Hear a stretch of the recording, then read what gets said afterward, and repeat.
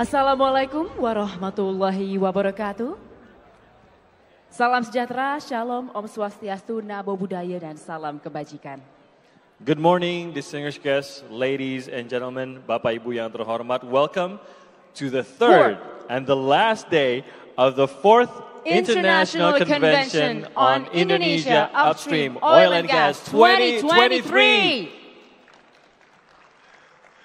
And once again, ladies and gentlemen, it's a delight for us, Dazen Frila, and me, Timothy Marbun, to host all of you. And we do still have many insightful discussions, engaging panels, and also networking opportunities for you today.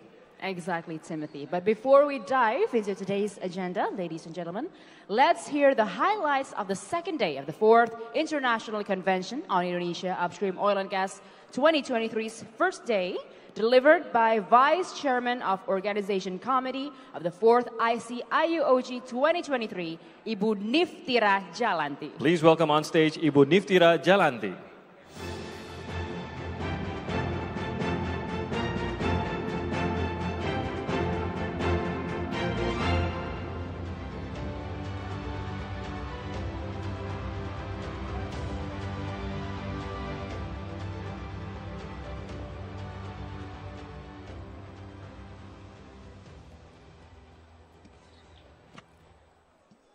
Assalamualaikum warahmatullahi wabarakatuh.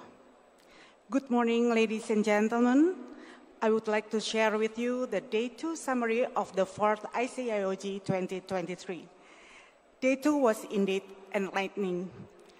We had more than 3,000 attendees from 17 countries, 43 speakers, including 3 ministers, and 2 international keynotes. Notably, 16 commercial agreements were signed along with the strategic cooperation with 26 exhibitors, 2 panels, 4 forums, and an insightful lunch talk. Day 2 showcased industry collaborations and innovative solutions to address the global challenge in the oil and gas industry. We were honored to have His Excellency Bapak Arifin Tasrif, our Minister of Energy and Mineral Resources, who emphasized Indonesia's commitment to achieving net zero emissions by 2060, while at the same time recognizing the continued importance of oil and gas industry. Indonesia's massive untapped reserve offer opportunities for growth, and the government is actively creating an investor-friendly environment. Revisions to regulations and incentives demonstrate the government's dedications to the sector's growth and the pursuit of net zero emission. The day began with a powerful keynote address delivered on behalf of the Minister of Environment and Forestry, Ibu Siti Nurbaya, discussing the critical role of CCS in decarbonizing efforts. CCS, combined with energy efficiency improvement and renewable energy adoptions, hold the key to cost-effective cost mitigation. However, challenges such as cost uncertainties, safety concerns, and public perception must be addressed. The imperative is clear. We must strike a balance between energy demand and emissions reduction. Day 2 of our international convention features 2 dynamic panels that discuss deep into critical aspects of achieving sustainable oil and gas operations and unlocking opportunities in Indonesia's investment landscape. Panel 3, focusing on unlocking investment opportunities, features discussion and diversifying energy sources, incentives, exploration potential, and M&A opportunities. Panel 4, addressing carbon solutions, highlighted gradual emissions reductions in Indonesia's potential as a CCS hub and the technical challenges of CCS, all while emphasizing economic opportunities. Following the panels, talks 2 featured SKK Migas long-term business planning by Bapak Nanang Abdul Manaf, our Vice Chairman of SKK Migas. SKK Migas IOG 4.0 aims to achieve peak oil productions through low carbon, cost-effective operations, foreseeing oil supply peaking in 2032.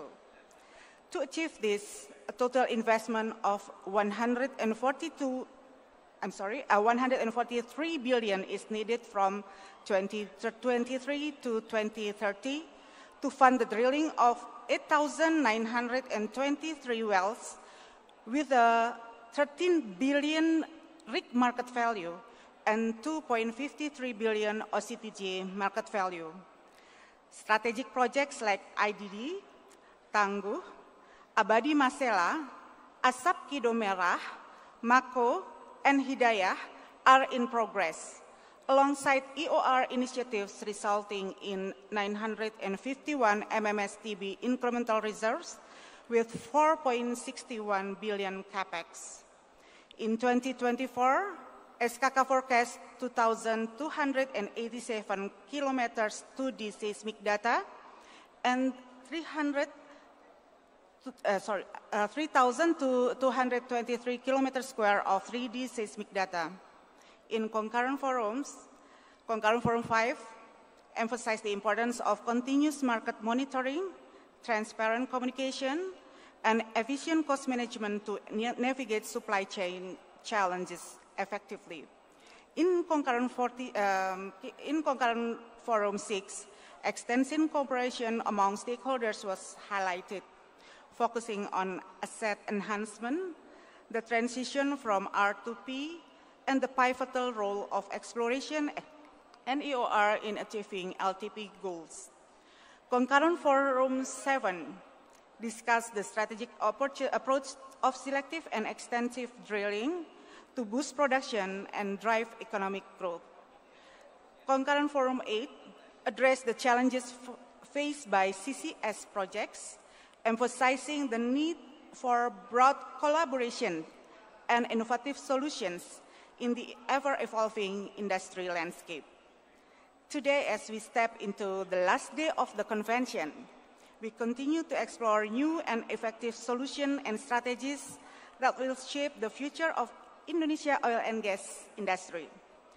Thank you for your active participation, and we look forward to another day of insightful discussions. Wassalamualaikum warahmatullahi wabarakatuh.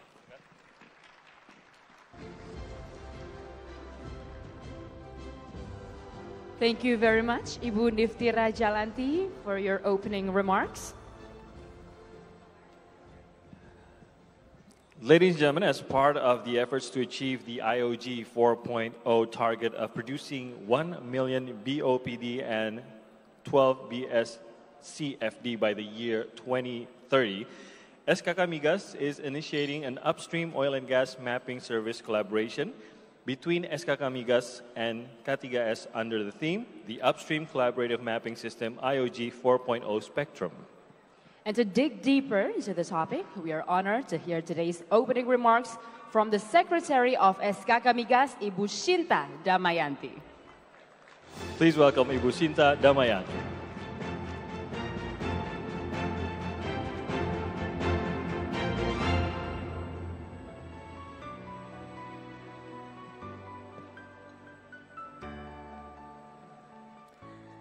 Good morning, ladies and gentlemen. Assalamualaikum warahmatullahi wabarakatuh. So, I just want to share some update from the digitalization. We already talked in these 2 days about big project, the target, the heavy activity, and it will be nothing if we don't have the good digitalization for assessing the data to make decision. So SKK Migas already built a spectrum, is a GIS base of database, and we already have a pilot project with Pertamina PHE Raja and JOB Tomori. Thank you very much for those both operators that already work with SKK Migas ITs. To able, in this day, we are not copying all the data to our server, but we connect to your server. It helps us, SKK Migas, to save the budget to always adding every time a server in every year. So the way we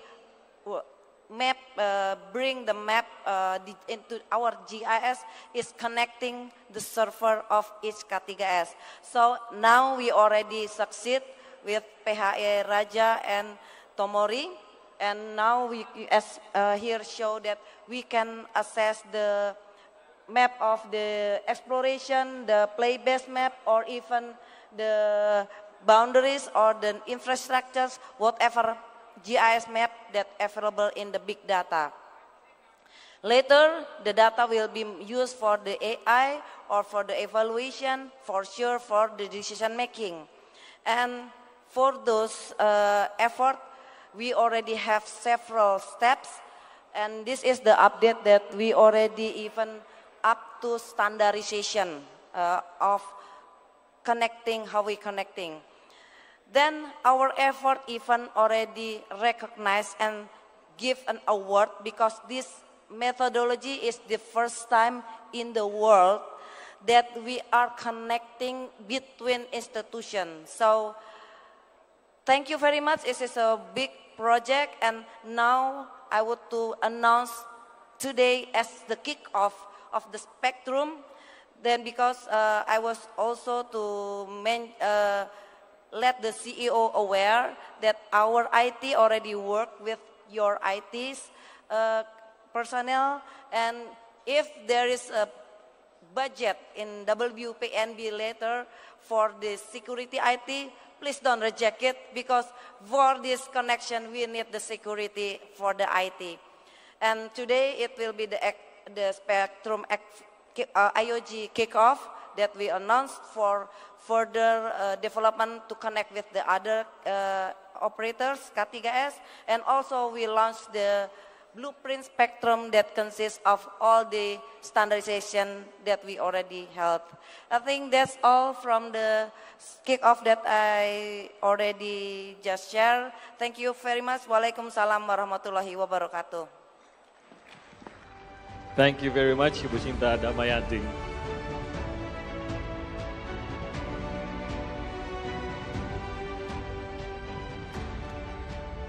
Ladies and gentlemen, moving on. To forge a path toward a brighter and more sustainable energy future, let's move forward with one of today's highlights, the signing of our momentous agreements. The signing of these 16 commercial documents is estimated to generate a gross revenue of approximately $1.84 billion US, with an anticipated government share of $1.1 billion US. Can we give a big round of applause for this achievement, please? And ladies and gentlemen, this signing comprises 5 procedures election, not to take in kind, 5 gas purchase agreements, 2 LPG purchase agreements, and 1 LNG purchase agreement, also 1 head of agreement for gas sales, and 1 memorandum of understanding for natural gas sales, also 1 master sales agreement for LNG. Now we will be proceeding with the signing of these agreements, and for that we would like to invite, as we prepare the table for you, we would like to invite the parties involved in this signing procession.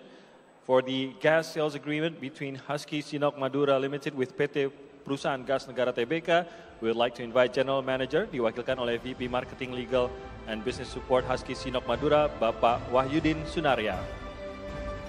Also, Direktur Strategi dan Pengembangan Bisnis PT Perusahaan Gas Negara Tbk, Bapak Hari Budi Sidarta. For the gas sales agreement between Husky Sinok Madura Limited dengan PT Perusahaan Gas Negara Tbk dan PT Pertagas, we invite General Manager diwakilkan oleh VP Marketing Legal dan Business Support Husky Sinok Madura, also Bapak Wahyudin Sunaria. And Direktur Strategi dan Pengembangan Bisnis PT Perusahaan Gas Negara Tbk, Bapak Hari Budi Sidarta. And joining them is Direktur Utama PT Pertagas Niaga, Bapak Aminuddin. And for the gas sales agreement between PT Pertamina Persero, Chevron Rapak Ltd, Eni Rapak Ltd, Tip Top Rapak Ltd with Perusahaan Gas Negara Tbk and PT Pertagas Niaga, we would like to invite on stage President of Chevron Rapak Limited, Bapak Wahyu Budiarto.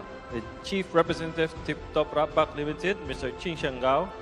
Managing Director Eni Rapak Ltd, Mr. Roberto Daniel. Direktur Strategi Portfolio dan Pengembangan Usaha PT Pertamina Persero yang diwakili oleh GM LNG Government Commercial Ibu Primaningrum Pudiastuti. Direktur Utama PT Pertagas Niaga Bapak Aminuddin. Please come on stage, ladies and gentlemen. Dan juga diikuti oleh Direktur Strategi dan Pengembangan Bisnis PT Perusahaan Gas Negara Bapak Hari Budi Sidarta. For the Master Sales Agreement for LNG sales between BP Tangguh and PT Pupuk Iskandar Muda, we invite the Regional President Asia Pacific, Ms. Kathy Wu. And Direktur Utama PT Pupuk Iskandar Muda, Bapak Budi Santoso Syarif.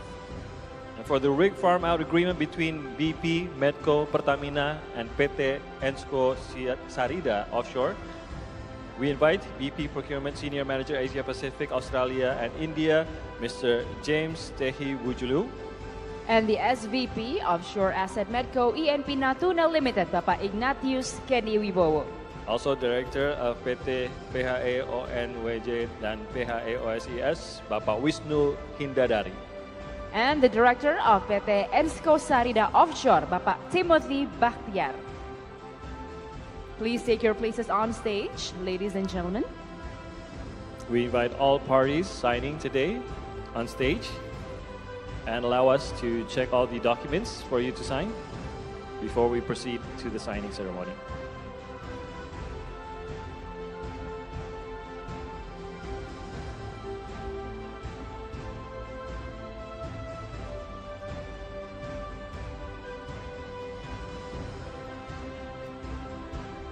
Once again, ladies and gentlemen, in this very first signing of the day, we are witnessing the gas sales agreement between Husky Sinok Madura Limited with PT Perusahaan Gas Negara Tbk.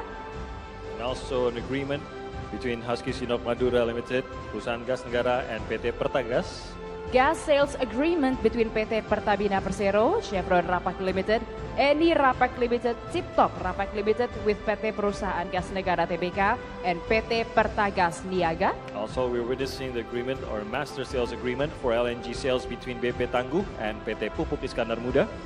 And the rig farm out agreement between BP, Medco Pertamina and PT Ensco Sarida Offshore.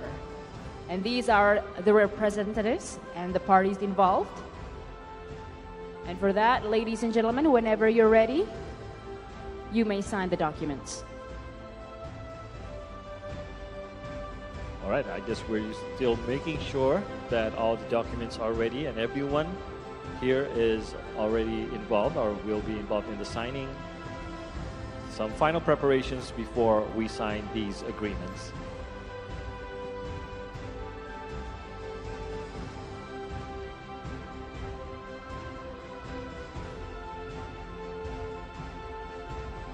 Once again, the signing of these 16 commercial documents is estimated to generate a gross revenue of approximately $1.84 billion US, with an anticipated government share of $1.1 billion US. Exactly.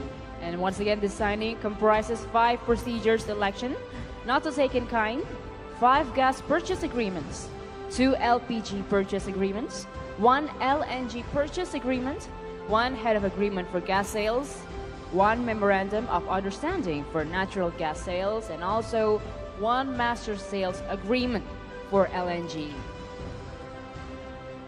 Okay, if we are ready, then we may proceed with the signing. Ladies and gentlemen, please come up to the desk. Get closer to the desk. We invite you to proceed with the signing. You may sign the documents.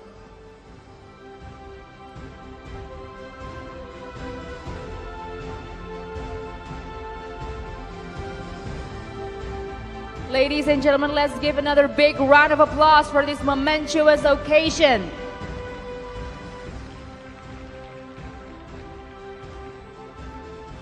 Such an optimistic morning today, don't you think, Timothy? Very early on the signings. And of course, we have more signings later on this 3rd day of our event. And as we know, it starts here. So there's many work to be done ahead. And of course, the International Convention on Indonesia's upstream oil and gas is always one of the most awaited events. Every year, where everywhere year we see these kinds of agreements that have prosperous impacts in the future of oil and gas industry. Okay, just finishing up with the last signings, and later on we will have a photo op to capture this moment. We invite the photographers to get ready on stage before we take a picture.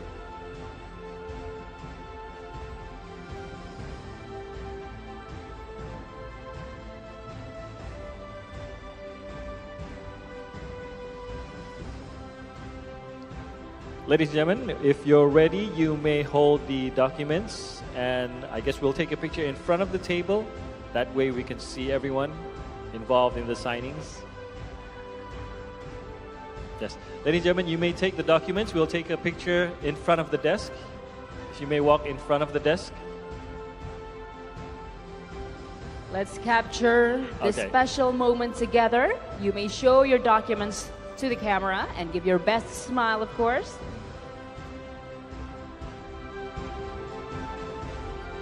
All right. In the count of 3, 1, 2, 3. One more time. 1, 2, 3. Ladies and gentlemen, let's give a big round of applause to all the agreements signed this morning. Congratulations to all parties involved. And thank you very much for taking time to join us here to sign the agreements. And congratulations. We wish that all agreements that may work well. Best hopes for all. Once again, thank you to all the representatives. You may return to your seat. But as for Bapak Hari Budi Sidarta, please stay on stage, Pak Hari Budi Sidarta, for the proceeding of the next signing. We will be proceeding to the next signing. The next signings involve, one of them is the gas sales agreement between PT Pertamina Hulu Energi West Madura Offshore, Codeco Energy Co Limited, PT Mandiri Madura Barat with PT Perusahaan Gas Negara Tbk. We would like to invite Direktur PT Pertamina Hulu Energi West Madura Offshore, Bapak Endro Hartanto. The Chief Representative Codeco Energy Co Limited, Mr. Kwak Sangyuk. Direktur PT Mandiri Madura Barat, Bapak Sofyan Arsad. Please come on stage, gentlemen.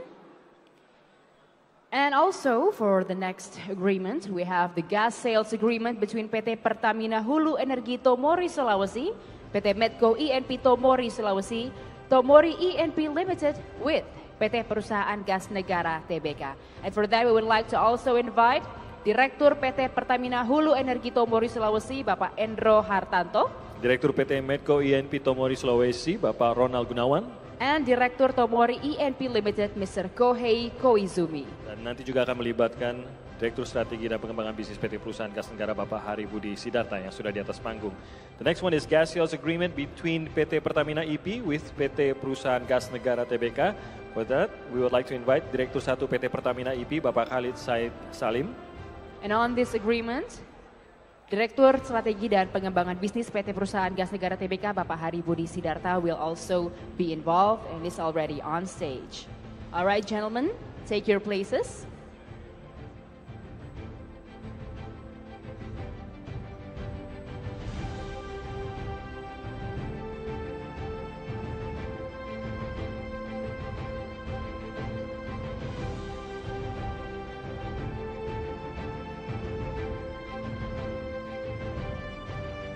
Okay, I think we're ready. Are we ready?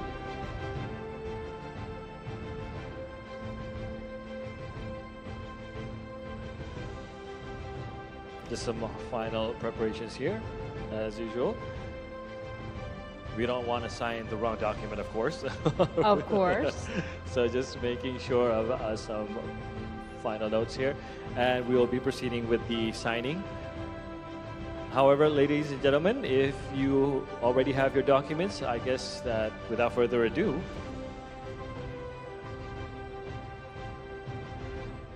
okay. All right, gentlemen, we are proud to have you here on stage to sign these agreements that will have beneficial impacts in the oil and gas industry. And whenever you're ready, you may sign the documents.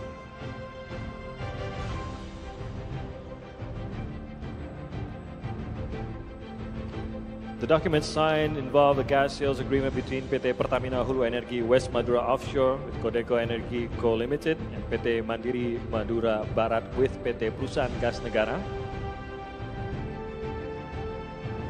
Also being signed is a gas sales agreement between PT Pertamina Hulu Energi Tomori Sulawesi, PT Medco INP Tomori Sulawesi, Tomori INP Limited with PT Perusahaan Gas Negara. And also being signed is a gas sales agreement between PT Pertamina IP and PT Perusahaan Gas Negara.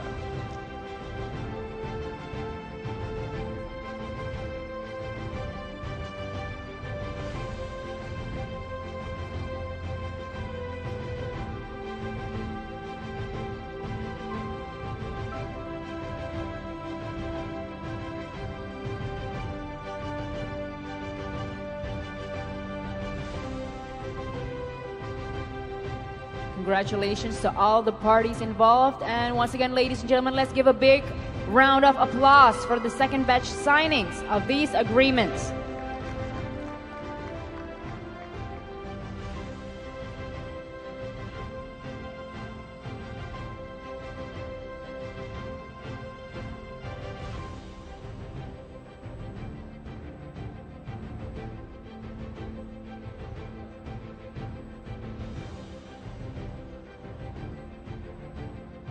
All right, gentlemen, let's take a picture to capture this moment of the signing. You may lift your documents, your agreements, and show it to the camera.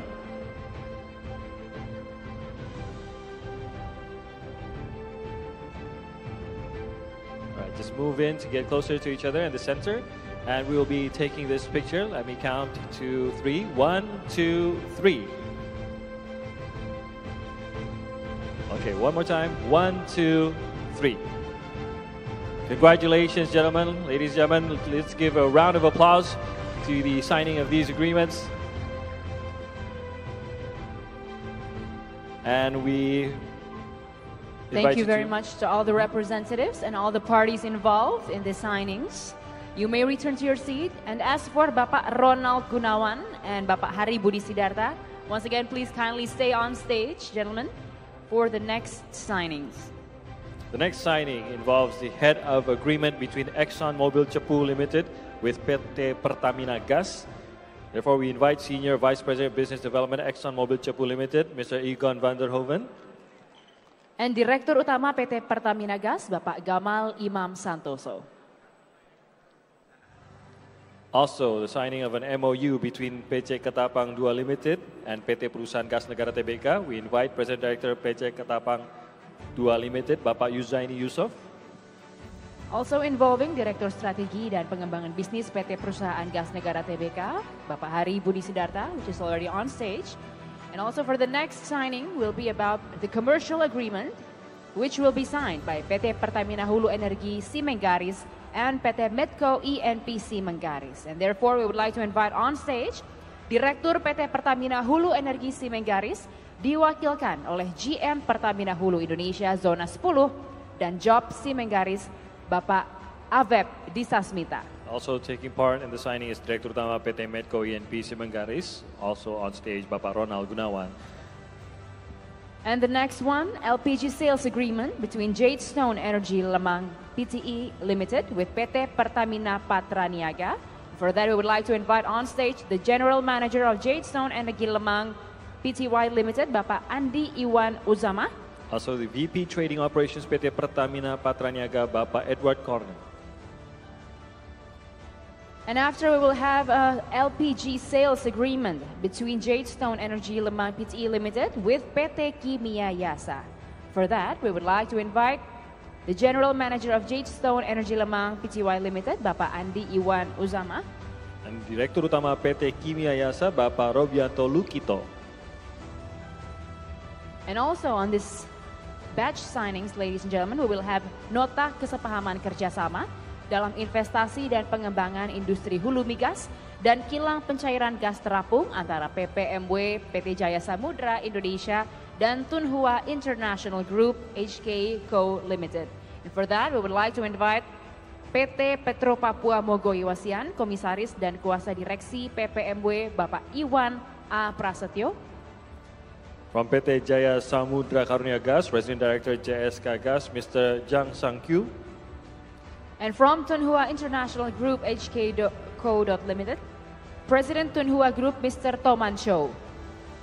We invite all parties up on stage. Please take your places behind your documents, ladies and gentlemen.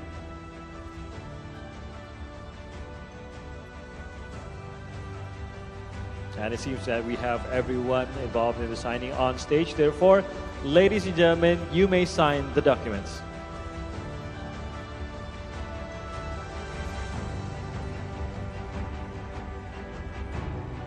Ladies and gentlemen, once again, you may sign the documents. And can we give a big round of applause for this batch signing of agreements that consists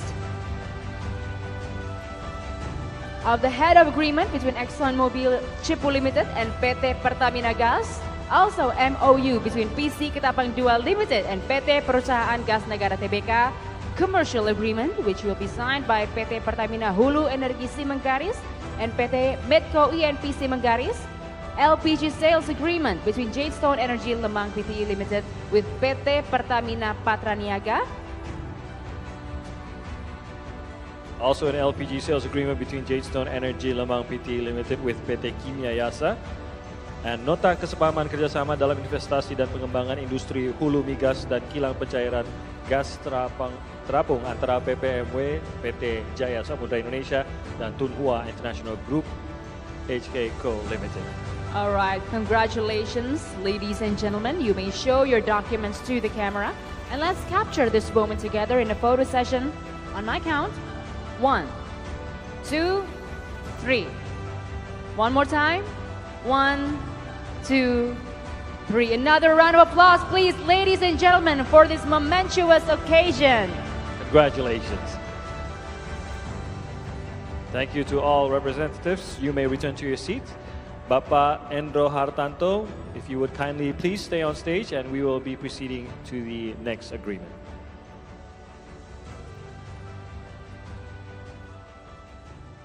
Seems that we started with a very productive and optimistic morning.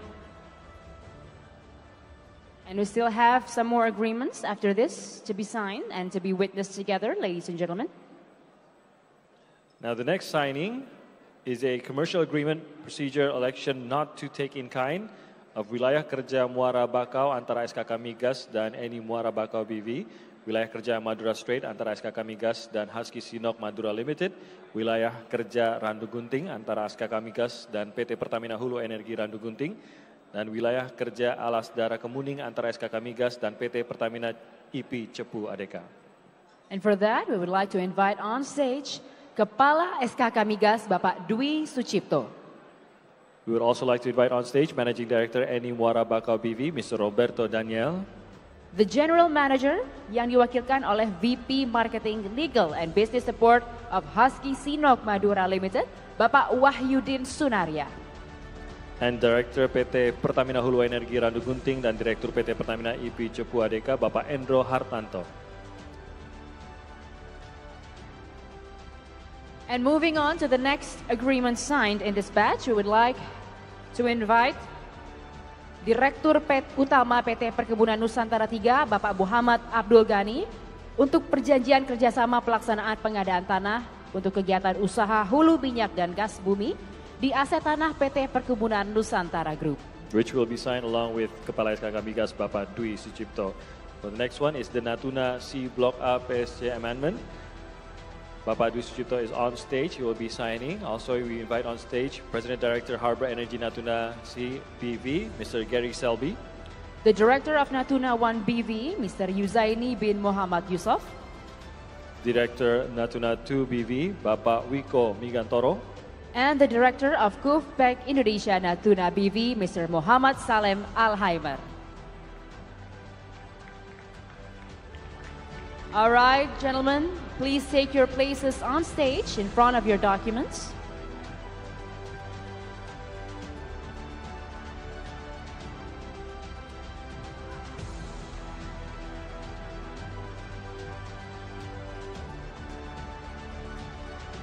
This early, we've seen great commitments to cooperate together through these agreements.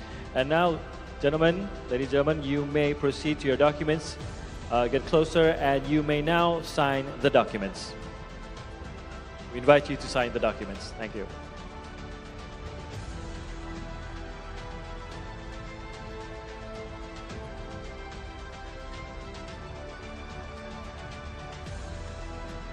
Once again, ladies and gentlemen, these batch are the commercial agreement procedure election not to take in kind of wilayah kerja Muara Bakau antara SKK Migas dan Eni Muara Bakau BV, wilayah kerja Madura Strait antara SKK Migas dan Husky Sinok Madura Limited, wilayah kerja Rando Gunting antara SKK Migas dan PT Pertamina Hulu Energi Rando Gunting, and wilayah kerja Alas Dara Kemuning antara SKK Migas dan PT Pertamina IP Cepu ADK.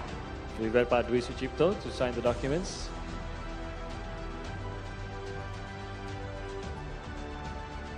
And on this batch, we also have perjanjian kerjasama pelaksanaan pengadaan tanah untuk kegiatan usaha hulu minyak dan gas bumi di aset tanah PT Perkebunan Nusantara Group.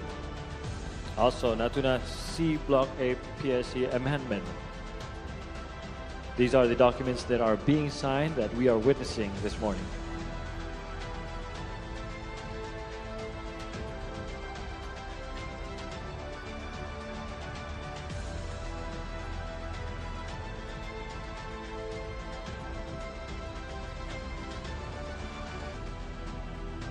Congratulations, everyone. We may take a picture. If you may hold your documents for a photo op.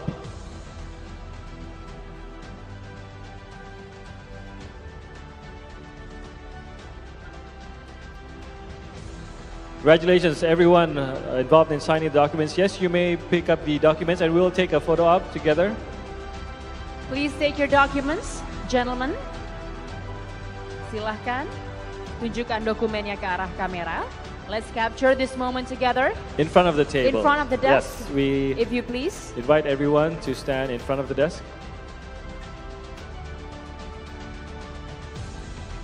And thank you very much, Bapak Dwi Sucipto, as the chairman of SKK Migas, to be here with us in this agreement.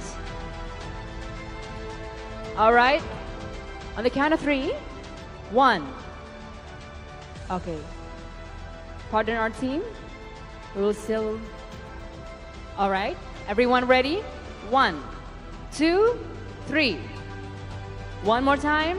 1, 2, 3. Let's give a big round of applause, everyone, for this batch signing.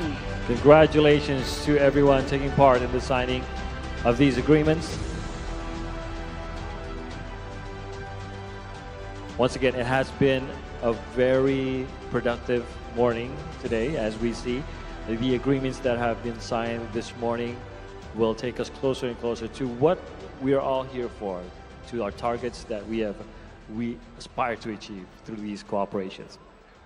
Exactly, Timothy. And these signings has always been one of the most awaited highlights in the International Convention on Indonesian Upstream Oil and Gas each year. And once again, in the 4th time that this event is held, we witness again many signings, many agreements that will be fruitful to the oil and gas industry of Indonesia and also other nations. A lot of hours has been put in to achieve these signings, and of course, a lot of hard work is to come as well. A lot to achieve through them. Now, ladies and gentlemen, we're moving on to the next agenda. Our next agenda will be an enlightening panel discussion, but a little background of our topic that will be discussed in this panel discussion. In today's dynamic gas market, prices are subject to frequent and unpredictable shifts, impacting vital sectors such as power generation, industries, and also transportation as well.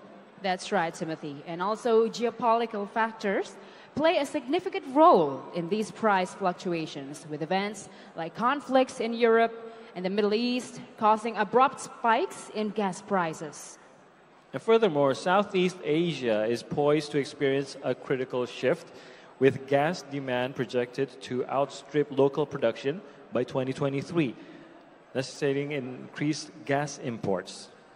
Yes, and for that, ladies and gentlemen, this following panel discussion We'll focus on why the gas market is so volatile and how it impacts Indonesia, explore how geopolitical tensions affect Indonesia's energy situation, and also strategies to bridge the supply-demand gap, and how to look at Indonesia's gas production, how it's influenced by global gas market trends. And on this session, we will also talk about the challenge of keeping gas affordable for consumers and businesses amidst the price inflation. And let's delve into these interconnected factors as mentioned, exploring their implications for Indonesia, and also proposing strategies on how to navigate the evolving gas market landscape effectively. Yes, and this is not the only panel discussion that we are going to hold today. There are many discussions, of course, including in the other sessions. But to start the day with a very interesting topic, we would like to introduce our moderator for this panel discussion with the topic of the impact of geopolitical risk on international gas market volatility. And the moderator for this will be Mr. Kaushal Ramesh, who is here on stage, the president of gas market at Ristad Energy. Good morning, Mr. Kaushal Ramesh. And for that, we would also like to introduce our panelists, Mr. Alan Hang, CEO Gas Supply Pte. Limited. Mr. Michael W. Mueller, CEO Vitol Asia Pte. Limited. Mr. Gen Kunihiro, the division COO of Natural Gas Group Mitsubishi Corporation. And also Ibu Irma Ibarra, VP Finance Indonesia BP. And without further ado, ladies and gentlemen, let's give it up for our moderator and panelists on stage.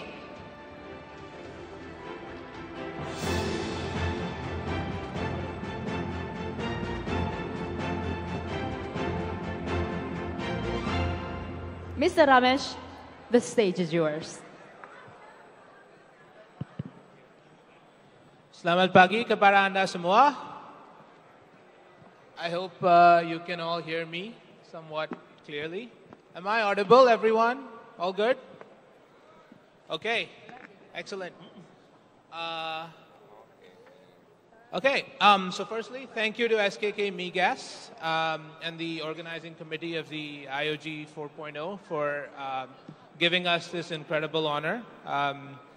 We have returned, the global gas market has returned from a very turbulent year and a half. I think we have experienced one of the major upheavals and structural changes in the market with the crisis in Ukraine, and the rise of Europe as a major LNG buyer is probably going to be a defining feature of LNG demand in this decade. But with a lot of macro tailwinds in our part of the world, with the economic development and coal dependence, we know that it will be here in Asia that gas and LNG will have a long-term home.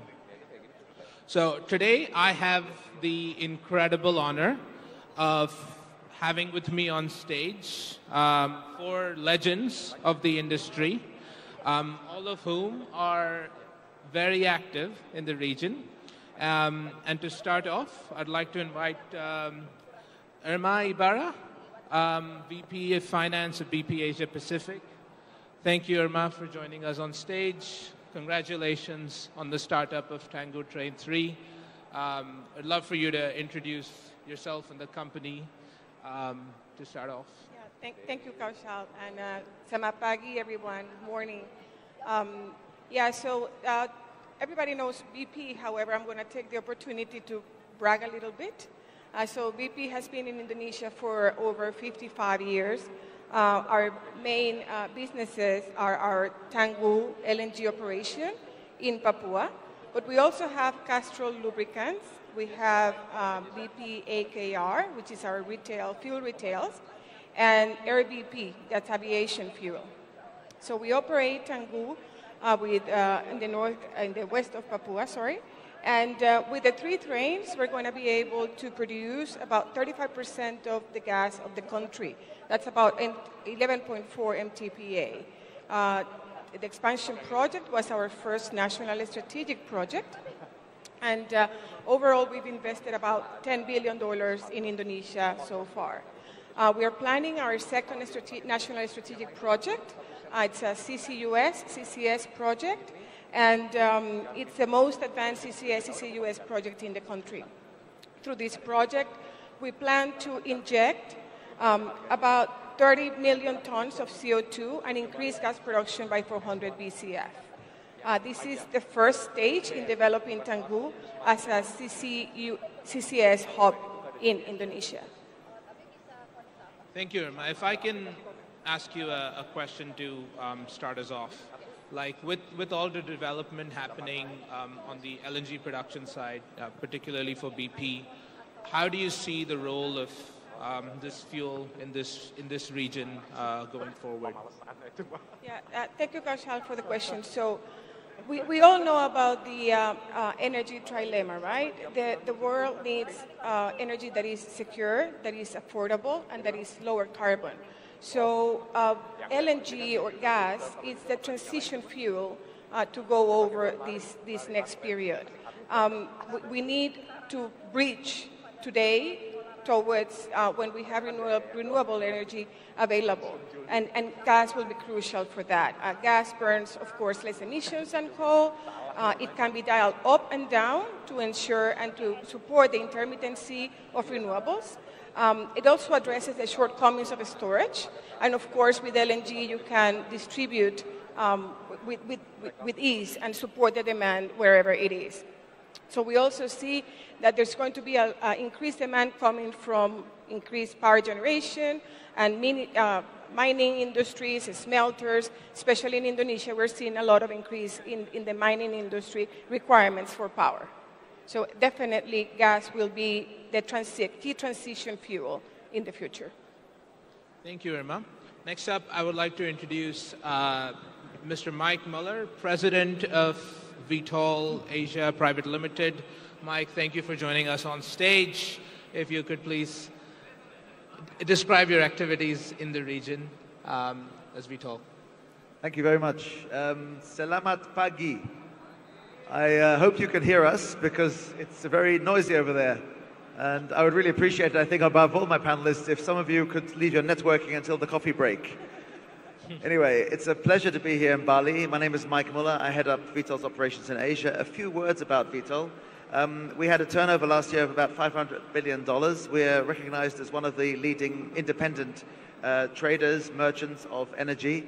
And based here in Asia, we have a tradition going back to the 1970s, and the company is now 57 years old. We supply something like 7,000 petrol stations around the world and have a refining capacity of about 500,000 barrels per day. Modest by some people's standards, but we try very hard to continue to impress on our partners in Indonesia and the various Pertamina Group companies in particular, the importance of Indonesia to our business in the region. We are one of the very few number of companies that have petrol stations in Jakarta, 36 of them under the Vivo Energy brand. We enjoy fantastic relations with Patraniaga, with Pertamina Hulu, with the Pertamina Shipping Organization, and a manifestation of that is that we are one of the top suppliers to the country of LPG, gasoline, and we export fuel oil and LSWR feedstock. And the crowning moment, I guess, in recent memory is the fact that we recently signed an offtake agreement with the Merakes part of the Bontang LNG project with the partners SKK Migas and, of course, Neptune, ENI, and the Pertamina Hulu for the offtake of Bontang LNG, roughly 500,000 tons per year for 2024, 25, and 26. And I'm very pleased to say that since 2019, Vitol has doubled its business across oil and gas in Indonesia. We've gone from 3.5 million tons of business to 6.6 million tons. That would be the summary of Vitol's activities in Indonesia. Thank you. Thank you, Mike. And to quote with Vitol as a manifestation of the invisible hand, a question for you on what's happening outside, actually. What are the key changes in gas consumption patterns or that you've observed in Europe since 2022? What really has been this massive structural change that is impacting all of us here in Asia? Okay, I guess talking about Europe is inevitable, given that's where all the action has been. Unfortunate, since most of it has been triggered by the activity in Ukraine, which is so regrettable.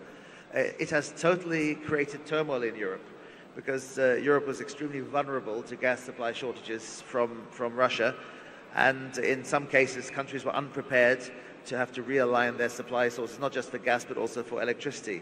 So we have seen higher prices, and we have seen demand destruction as a consequence of the sanctions on Russian supplies. The total demand destruction, as compared to the 5-year average, to give a good smoothing effect, so comparing 2023 so far to 2016, 17, 18, 19, 20, 21 or so, is down 16%. 2/3 of this is down to high prices and the changed behaviors of European consumers.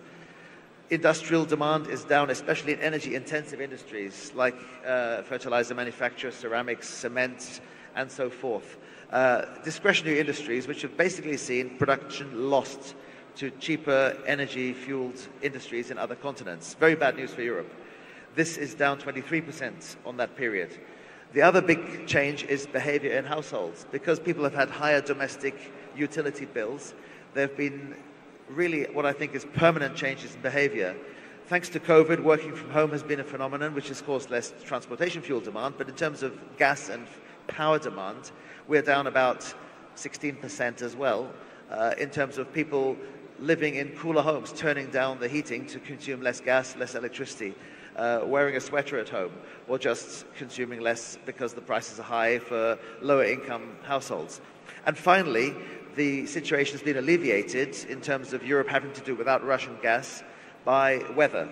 Europe enjoyed, mercifully, a much milder winter 22-23, and that accounted for something like 13% lower year-on-year demand, and that's roughly 1/3 of the total less demand of gas in Europe. There are, of course, some warning signs ahead. We're not out of the woods. I think it's fair to say that there is adequate gas supply in Europe for the coming winter 23-24. But if there were to be further sanctions on Russian energy supplies, especially LNG, then I think the prospect of a colder winter 24-25 still presents a major supply risk, especially if there's a demand resurgence in Asia or cold weather in Asia. The only good news for those who don't want to see that scenario is that ocean surface temperatures are uncharacteristically warm. You can call it El Nino, you can look at the extremely intense typhoon season here in Asia, hurricanes in the west. It is extremely warm in the tropical climes, and that means the chances of a very cold start to winter would appear to be much less likely. Okay. That's good to know. Thank you, Mike.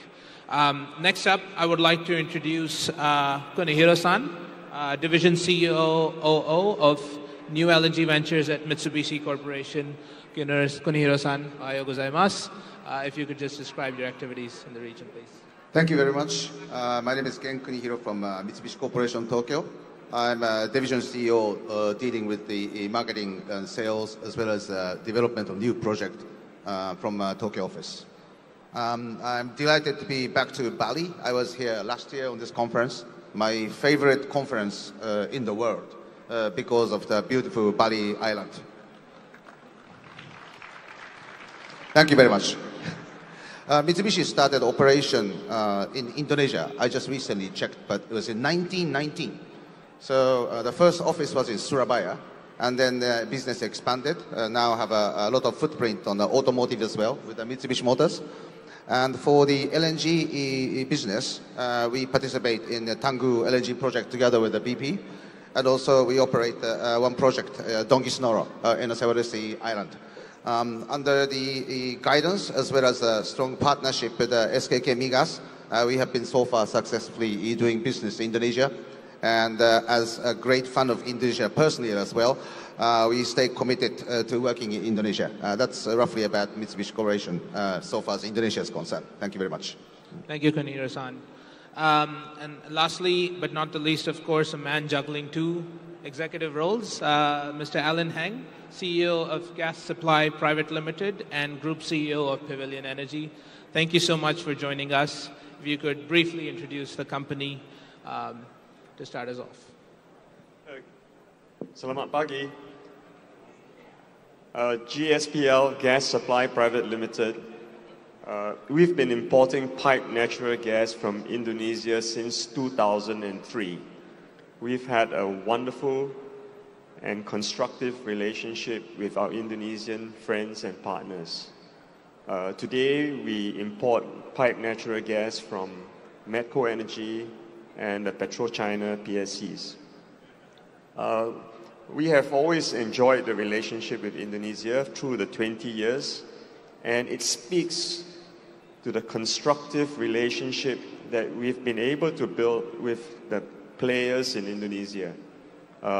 There's respect for contract sanctity, the rule of law is well obeyed, and we feel very comfortable pursuing that relationship with Indonesia. In particular, this relationship is beneficial to both parties. Over the last 21 years of this contract, we have actually bought up to 23 billion US dollars worth of piped natural gas from Indonesia. This obviously has allowed for a development of some of your upstream assets as well as key pipeline infrastructure assets. Together with our sister company, Pavilion Energy, we have also built market access around the world, both in Singapore, Spain, UK, and our global trading LNG business. This has enabled us to serve our customers well in various parts of the world, and we look forward to continue to do so. Thank you, Alan. As a favorite customer of Indonesian gas producers, may I ask, for Singapore, how do you see going forward as the country moves towards importing more LNG? How do you see the role for Indonesian gas in Singapore? So as I said earlier, we've had a very long-lasting relationship with Indonesia since 2003. And even before that, Singapore has been importing Indonesian pipe gas from both West Natuna as well as South Sumatra for 20 over years. This has actually helped with economic development both in Singapore as well as in Indonesia. Over the last 20 years, we have benefited from greening our electricity supply so that we use more natural gas. And that has also enabled us to build an LNG terminal that has started since 2013. Indonesia's gas supply is important because it helps us create the diversity of supply we need. Right? So we have piped natural gas and we have LNG as sources of gas. And we will continue to import even LNG from Indonesia because you're so close to us, you've been such a reliable partner. We see that as an integral part of our energy mix. Thank you, Alan. Moving on to the topics of the panel. First up for you, Kunihiro-san. This panel is all about geopolitics and what it means for global LNG markets. So in the coming decade, what do you think are the key geopolitical shifts that this market should keep an eye on? Thank you very much. This Bapa Mike already talked about what I was trying to talk earlier during his role, but let me try my best to address some of the things. So I think we started to pay attention to these geopolitical issues maybe back in winter of 2020 to 2021-22. But looking back on the price movements, I think LNG prices was already high even before the material conflict started in the Russia and Ukraine area. I think those are driven by these insufficient investments and also limited storage. Those things did impact the prices. And after the material conflict happened, serious issues happened on the LNG prices, especially on the spot market basis. So I think Russia lost about 60 million ton equivalent of LNG flow into Europe. And as Mike said, Europe's demand recently has slowed down a little bit, but still what's going to happen in the region, especially when the conflict's going to end, whether the Russian pipeline gas is going to come back, those materially drive the market movement going forward, of course. And needless to say, I think on the LNG, another factor to look at is the Chinese economy. So we all know that China has built a huge receiving terminal capacity. It's like 130 million tons per annum. That's an enormous volume. Noting that their import this year is probably going to be less than 80 million tons, I'll say. But still, when they're ready, they'll go for it.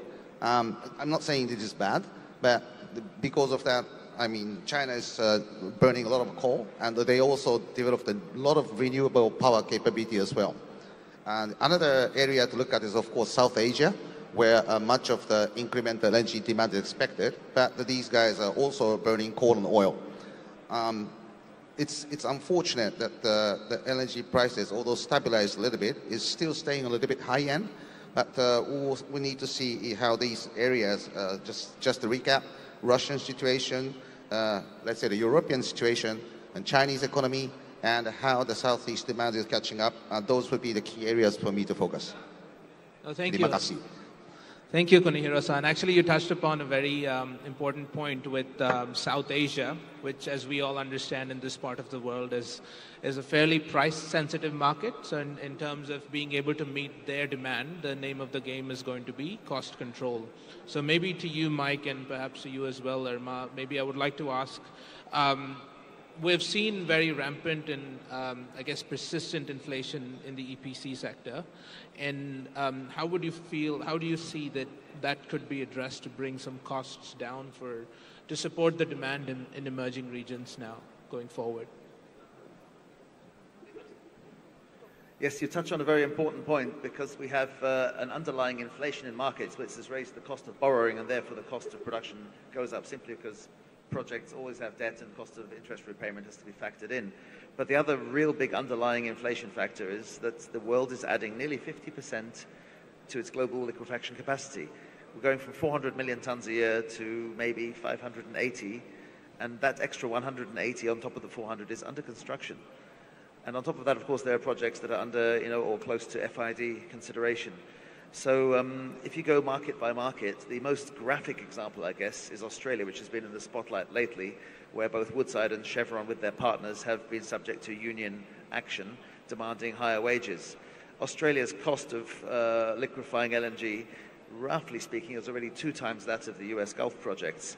And it's therefore highly sensitive in terms of attracting further FID, and the Australian government has to be conscious of this. But the average wage, allegedly, according to certain media reports, of the Woodside renegotiation for offshore workers on platforms like Rankine and Pluto runs at around 350,000 Australian dollars per year. That's about 1,000 Australian dollars per day for offshore workers that get several months off. That is phenomenally expensive. So that's a big underpinning issue. Of course, when you put lots of liquefaction in place at once at a pace that has never been seen before, you end up with a shortage of skilled labor, and therefore there is competition, and the sector has simply not been able to drag in enough skilled technical workers. So that will add to the cost pressures. In the US, it still only means that the cost of tolling is going up from 2.2 to maybe 2.4, 2.5 US dollars per MMBTU, but it does count and amplify. That said, the industry is investing in technologies to bring costs down and to even do so at smaller scale. So floating LNG projects are becoming more and more economic as the market decides, figures out how to finesse the cost of deploying these, as also goes for modular plants and, of course, brownfield expansions. So there is some hope that the inflationary pressures and the tightness of labor, and we must note these are in rather remote locations typically, of course, where people don't really want to live and work, will be alleviated by technological progress. Thank you, Mike. Irma, would you like to add anything? Yeah, Kaushal. Just to echo what Mike just said, it's not only the inflationary part that we've seen, and we are seeing it, we are suffering it, if you will, in Tangguin, especially in our new project, the CCUS project. We've seen very, very steep inflation, but we've also seen much longer lead times. So that is also going to impact, a startup, and it's going to impact cost overalls because it's taking longer than planned originally. We do hope that by engineering and technology, improving technology, the inflation will be alleviated, but it is a big worry right now for those of us who are building projects. Thank you, Irma. So just moving on to the topic of international supply and demand dynamics. Alan, just as an off-taker of US LNG, how do you see the role, you mentioned a lot of capacity coming online, how do you see the role of US LNG to support demand here in Southeast Asia?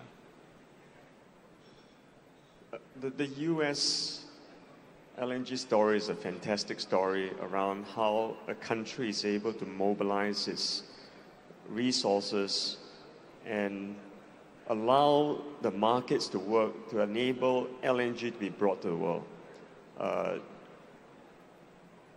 If historians will tell you back in the late noughties, they were talking about importing LNG into the US. Today, the US is the largest LNG exporter of the world, and they will continue to grow. In fact, most analysts will tell you that the incremental LNG demand is going to be coming out of the US. And the US has developed a system where people can buy LNG on an FOB basis, which provides amazing amount of flexibility. I think that will continue to play out over the next 20, 30 years. US LNG will play a bigger role, and I can see US LNG being delivered all around the world, not just to the European continent, which is the closest one, but also into Asia and Southeast Asia. Clearly, if you think about where the next LNG projects are coming out of, most of it is coming out of the US. So inevitably, some of that will end up in Southeast Asia, and Southeast Asia will become more dependent on the US LNG. Having said that, it is probably the furthest place to send US LNG to. But we will just have to overcome the geographical limits of travel just to allow LNG to be delivered to this part of the world. And I think the LNG trading system and organization will find ways to optimize logistically so that we can move these LNG cargoes in as efficient and effective a way as possible. Oh, thank you. I think your point on the US LNG story being fantastic. Just for some context, I looked at it some weeks ago. US started exporting LNG in 2016. At the time, the Henry Hub was somewhere around $3. Today, 7 years later, they're exporting 80 plus MTA, and the Henry Hub is still $3, less than that.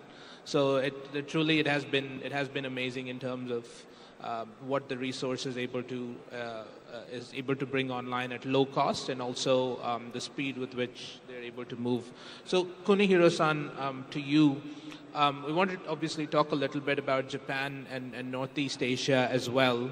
So what are the key market developments in Northeast Asia since 2022, and sort of how do you see the story with the nuclear restarts happening? Okay, talking about the Southeast Asia, I think while some of the Southeast Asia, as well as South Asia countries refrain from buying spot cargoes, there are positive news, like new countries starting to import LNG, such as Vietnam got their first cargo, Philippines is following. So the pathway to the gasification of the region is slowly happening. And Thailand is importing more volumes to deal with the reduction from the Myanmar supply and so forth. So I think there's a small light there to see the further gasification or coal gas switch in the region, which is good. But we also have to consider how the LNG marketing people, including our company as well, is looking at these countries. So there are challenges to, thanks Mike, to sell large volume the LNG cargo into these developing markets, sometimes due to the issues related to long-term credit risk and so forth. So going forward, there needs to be some sort of a support mechanism through the government or the ECA or whatever, some more appetite to substitute these relatively weak buying power in the region to continuously create a supply flow into the region. So that's what I felt. Japan's situation has not materially changed. We are still struggling to start up the nuclear power plants. how that's going to play out going forward, how the next energy mix plan of Japan will come out, those will impact the market as well. I talked about China earlier already, so I'll stop there.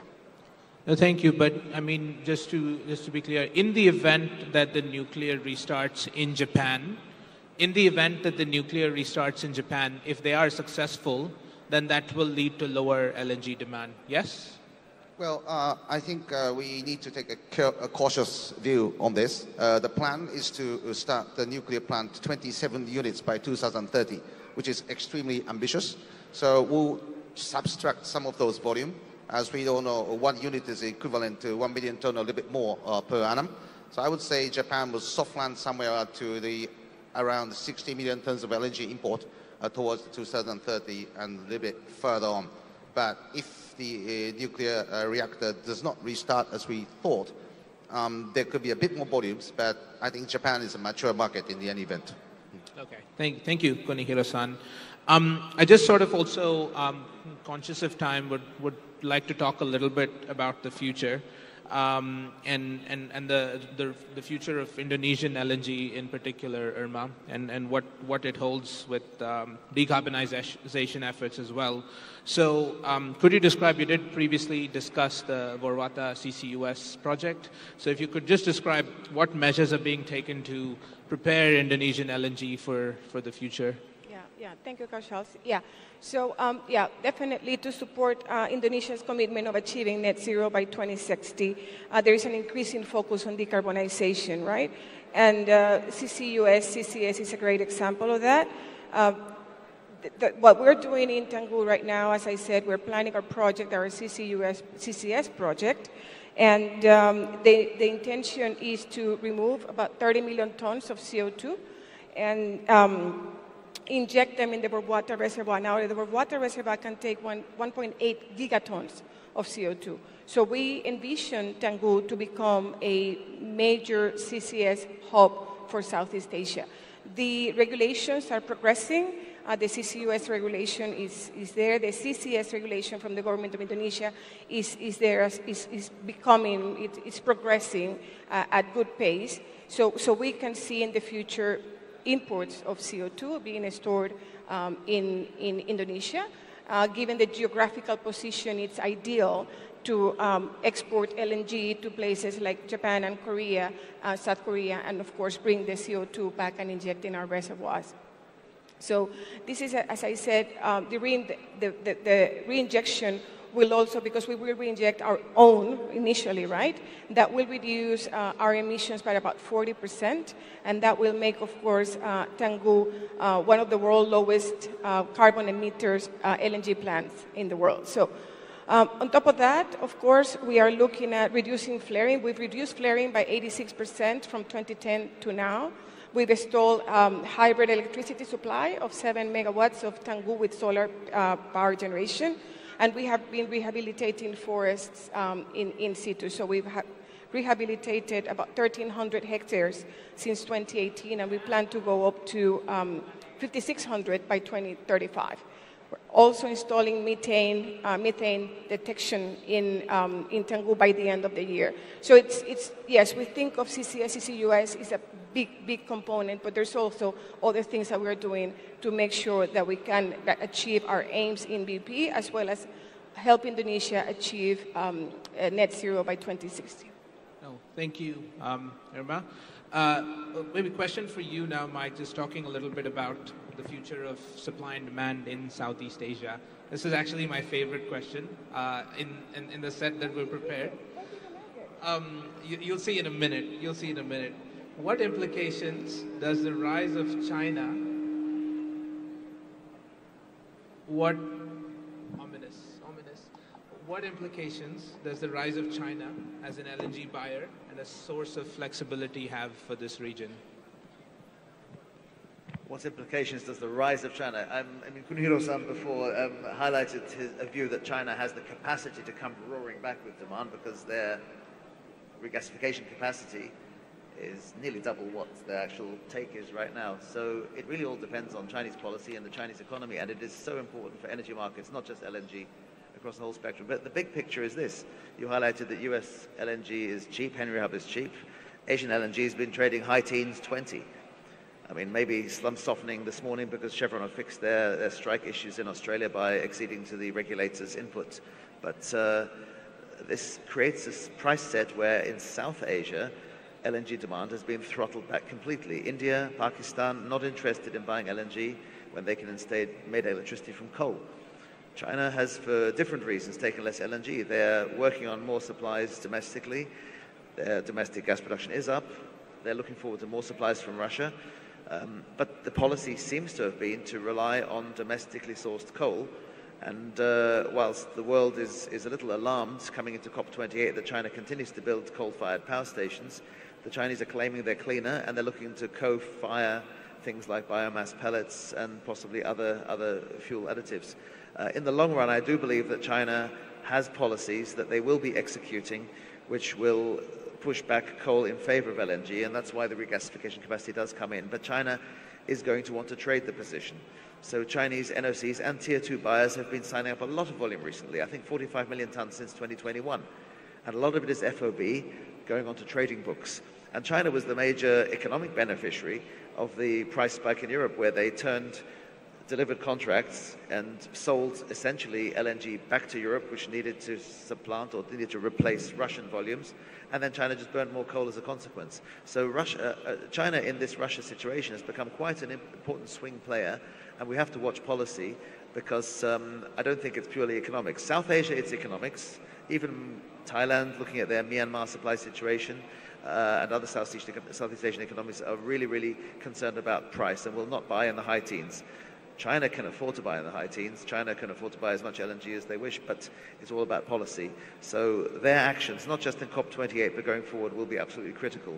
They have introduced a compulsory compliance carbon scheme, the CEAs, and the associated CCER market. It only applies to the power sector for now, but that sector alone is bigger than the entire EU ETS. And they've just announced this week that they're going to be adding, we think, the cement sector, and one other sector which I can't recall now, with petrochemicals to follow. I think aluminium smelters will be added. So there is going to be a carbon tax in China which needs to be taken into account as well, which obviously hits power generation from coal much, much harder. So I think there will be changes in China and we need to watch for them. Oh, thank you, Mike. A question for you, Konihiro-san, as well. You previously discussed about how demand will grow here in Southeast Asia. So what solutions do you see to make LNG more affordable in this emerging part of the world? Because as Alan highlighted, a lot of the upcoming supply is from the farthest possible source. I think there are many ways to answer this question, but I would like to today make it as simple as possible. So the new supply is basically coming from United States and Middle East, and that's it. And there are a few other project force here and there, but it's not a substantial volume. When the product has an excess volume, of course, usually the price will go down. So if we take that simple view, if there can be additional LNG project, size of, rusak. Hello? Bapa, ibu. Okay. So if there are incremental additional LNG project in the region, that will relax the mid to long-term prices, and there will be an opportunity for many countries to buy more volumes in a simplistic way. The capex to the oil and gas industry is very low. 2020 is maybe about 500 billion. It went down to 300 billion some time ago, and it will never come back to the 700 billion level, which was before the COVID era. So those need to be revisited. I saw the SKK Migas long-term plan yesterday with a substantial amount of future investment. Taking those into consideration, I think Indonesia's next or even after that project will have a very strong role in providing a better security of supply into the region due to the geographical area as well. And for this conference, I heard that there will be every 2 years going forward. But personally, I want it every year. Setiap tahun di Bali is my preference. Thank you, Konihiro-san. It's good to know you know what to say. We have just about 3 minutes left on the panel, and I think one of the things that have been highlighted again and again during this conference is the chaos that is the energy transition, especially for this region, and the importance of collaboration to try and survive that into a low-carbon future. So, question for you, Alan: how can ASEAN promote regional energy security? Well, I'll take that in a broader sense. I think ASEAN has a lot of opportunities to continue to develop energy security. We started building and having a vision around a trans-ASEAN pipeline many years ago, and today more than 6,000 kilometers of pipeline are built in ASEAN to support this effort. They're not as well connected as we would like it to be, but it's there, there's connectivity. I think to promote greater energy security in ASEAN over the years to come, we need to think about moving electrons and having connectivity with electrons as well. Not just gas pipelines, but grids. I think that's a new area because with the emergence of more renewables, this becomes an obvious thing that we need to do. Along with renewables, we will need to deal with the intermittency of renewables, and that's when gas comes to play. I think building that connectivity with gas will help. And I think some smart contracting opportunities by Southeast Asian buyers will also help. Instead of just buying DES to Singapore, DES to Bangkok, and DES to Indonesia, maybe we should just say DES Southeast Asia, so that cargoes can then be diverted to each other's countries in times of need.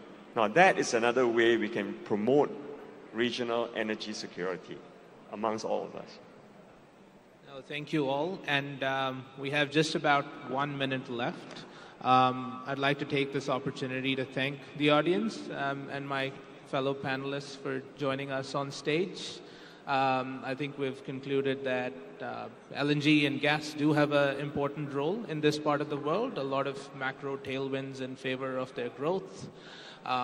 We have seen that going forward, there are strategies to try and reduce the cost of supply to this part of the world to ensure that they're able to sustain the consumption of LNG. We've seen that there are measures that can be done to promote the region's energy security in this transition. And lastly, as the manifestation of the invisible hand, we have other ways to bring supplies into the region and promote the future of LNG. Thank you very much for joining me, and it's been a pleasure. Thank you. Thank you, Kaushal. Thank you so much. Thank you.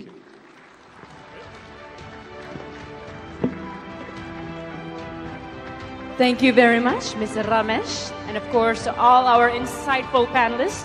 What an enlightening discussion. Thank you very much to all our panelists, Mr. Alan Heng, Sir Michael Muller, Sir Gen Kurihiro, and also Ibu Irma Ibarra. Thank you for your insightful speech, also your sharings and the lessons learned that you've shared with us in this panel discussion.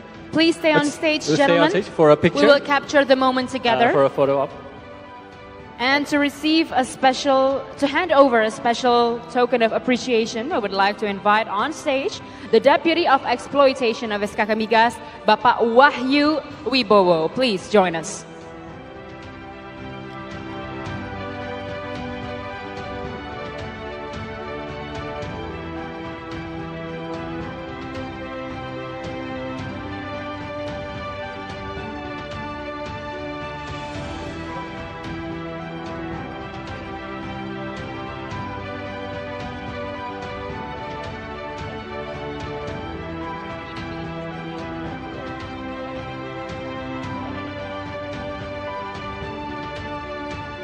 Ladies and gentlemen, let's give a big round of applause for this panel discussion with the topic of the impact of geopolitical risk on international gas market volatility. Let's take a picture together. Bawayu, if you may join our panelists and moderator. Okay, on the count of 3, 1, 2, 3. Another one for keeps. 1, 2, 3. Thank you very much, all panelists and also our moderator, Pak Wahyu. Also, thank you very much.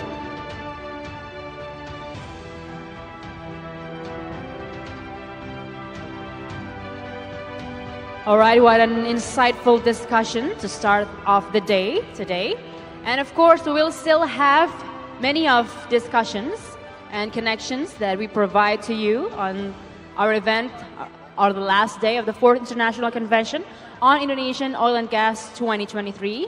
But before we gather here, ladies and gentlemen, to delve into a topic that not only shapes the future of our nation, but also plays a pivotal role on the global stage, the energy transition and balancing the energy trilemma.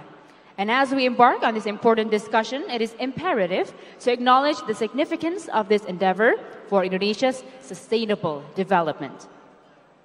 Indonesia, with its rich and diverse energy landscape, has set ambitious targets for the year 2030, a production goal of 1 million barrels per day of oil and 12 billion cubic feet of natural gas. Now, these targets reflect our commitment to ensuring energy security, driving economic growth, and meeting the needs for our burgeoning population.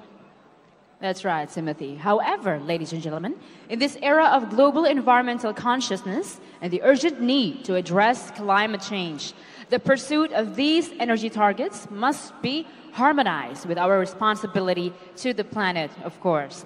And this brings us to the concept of the energy trilemma, where we must strike a delicate balance between energy security, environmental sustainability, and economic affordability. And as we move forward, it is essential to understand that while we are embracing renewable energy resources and sustainable practices, we also need to recognize the continued importance of oil and gas in our energy mix.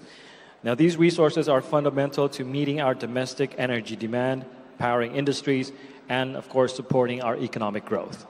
In our next agenda, ladies and gentlemen, the CEO panel will revolve around finding innovative solutions, fostering collaboration, and exploring these technologies and policies that will enable us to achieve our energy targets while mitigating the environmental impact, and deliberate on how to strike the right equilibrium between traditional and renewable energy sources, thus ensuring a sustainable and prosperous future for our country, Indonesia. Yeah, in this session, we invite each one of you to actively participate in this dialogue and share your insights, ideas, as well as expertise. Together, we can chart a new path towards a cleaner, more sustainable, and energy-secure Indonesia that not only meets its energy goals, but also safeguards the well-being of future generations. But before we transition into our CEO panel, ladies and gentlemen, we have a special treat for you, an engaging dialogue session that will set the stage for the insightful discussions to follow. And this session will provide valuable context and perspective on the panel's topic, fueling Indonesia's energy future with sustainable oil and gas development. And without further delay, let's welcome Vice Chairman of SKK Migas, Bapak Nanang Abdul Manaf.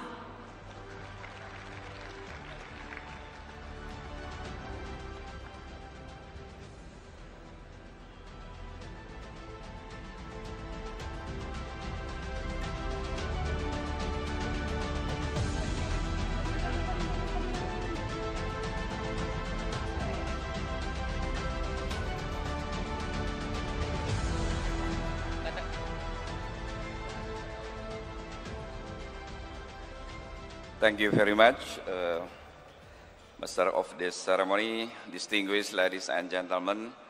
Selamat pagi, good morning, Assalamualaikum warahmatullahi wabarakatuh. So, today's discussion will be CEO panel. Will summarize from the 3 days convention. So many issues, global issues and domestic, regional issues will be addressed by all the CEO. We will invite the 10 from the very active and aggressive activities in Indonesia.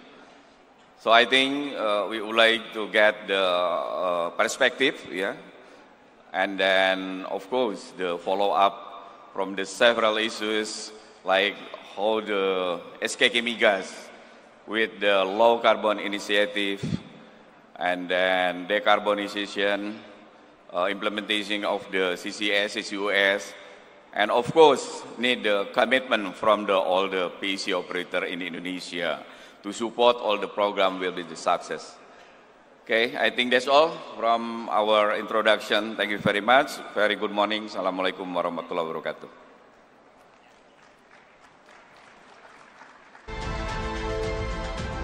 Thank you very much, Pak Nanang. Please stay on stage, Pak Nanang, to proceed with the next agenda. Pak Nanang will be speaking We on would the still next invite panel. you for the next agenda, so please stay on stage as we are going to move on to the next session, which is the panel discussion. Ladies and gentlemen, without further ado, we are pleased to have our moderator for the CEO panel session, consulting partner and head of Asia Pacific Consulting Restart Energy, Mr. Samuel Low. And also, we invite all the panelists for this session, Mr. Greg Holman, General Manager of Repsol Indonesia, Bapak Ronald Gunawan, President Director PT Medco E&P Indonesia, Ms. Kathy Wu, Regional President of Asia Pacific Gas and Low Carbon Energy BP, Bapak Wiko Migantoro, CEO of Pertamina Hulu Energi, Ms. Carol J. Gall, President of ExxonMobil Indonesia, also Mr. Roberto Daniel, Director of Eni Muara Bakau BV, and Bapak Yuzaini bin Muhammad Yusuf, President of Indonesian Petroleum Association. Ladies and gentlemen, give it up for our moderator and panelists of this session with the theme of fueling Indonesia's energy future with sustainable oil and gas development.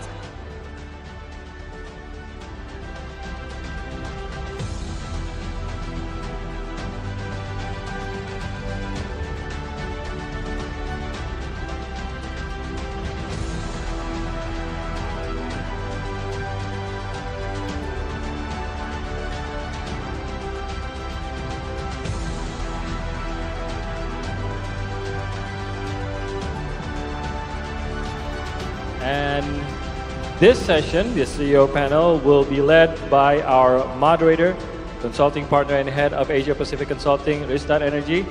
Please welcome Mr. Samuel Low. Here we are, our moderator for this panel.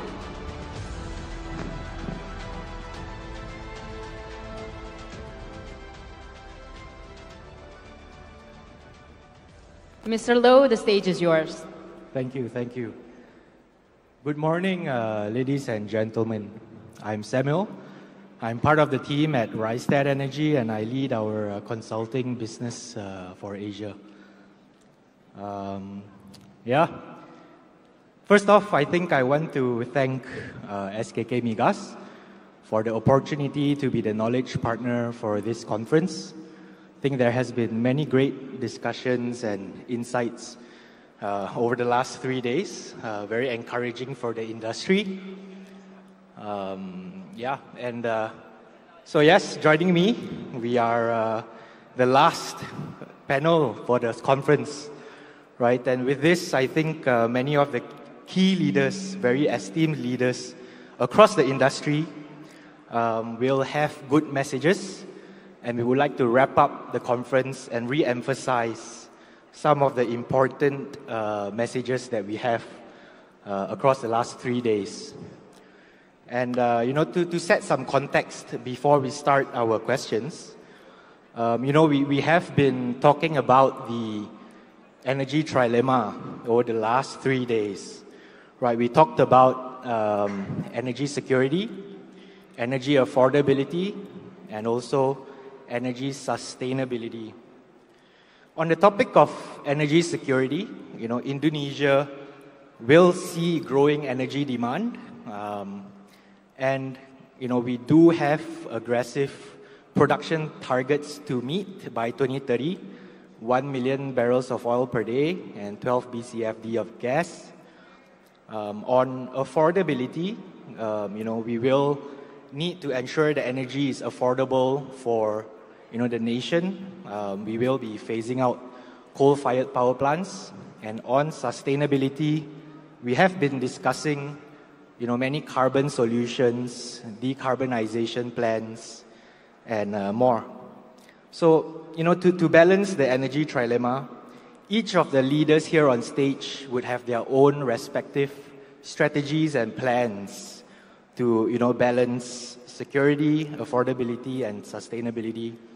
And I think with this, that's sort of the context to set. And that brings us to our first question. And our first question, is more for you, Pak Nanang, from SKK Migas. So the question is,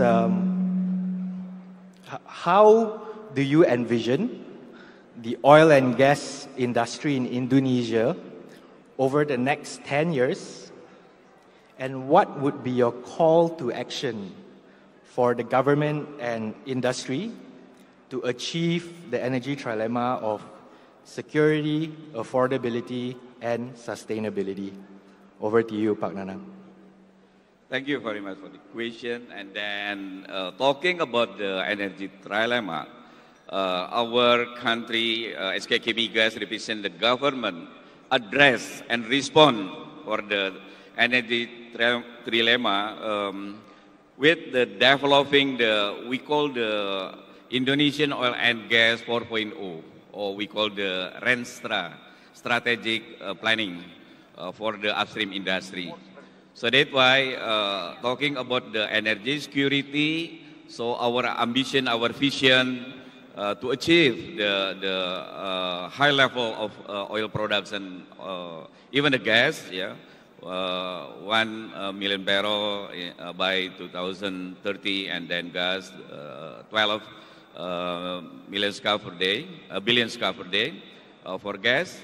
And it represented our how to secure the energy demand in Indonesia, because you know that our economic growth per year around more than the 5%, so correlate with the energy demand for the future. And regarding the affordability, so we know that our upstream industry, oil and gas upstream industry, should bring the multiplier effect, So regarding the affordability, based on our activities, talking about the BP Tangguh Train 3 project, many people, local people can absorb, and then open up the work field there, in terms of the upgrade the local people skill, capability, and then of course for the service company, and provider there. So I think multiplier effect from our industry is very big impact, And sustainability, energy sustainability, I think both of the plan, our IOG 4.0 and then energy trilemma, talking about the sustainability. So many low carbon initiatives, created by the SKK Migas and hand by hand with the all PAC operator, such as the energy efficiency, zero flaring policies, and then implementing for the CCS and CCUS technology, all this to address the commitment our country to achieve the net zero emission by 2060 or earlier. Thank you. Thank you, Pak Nanang.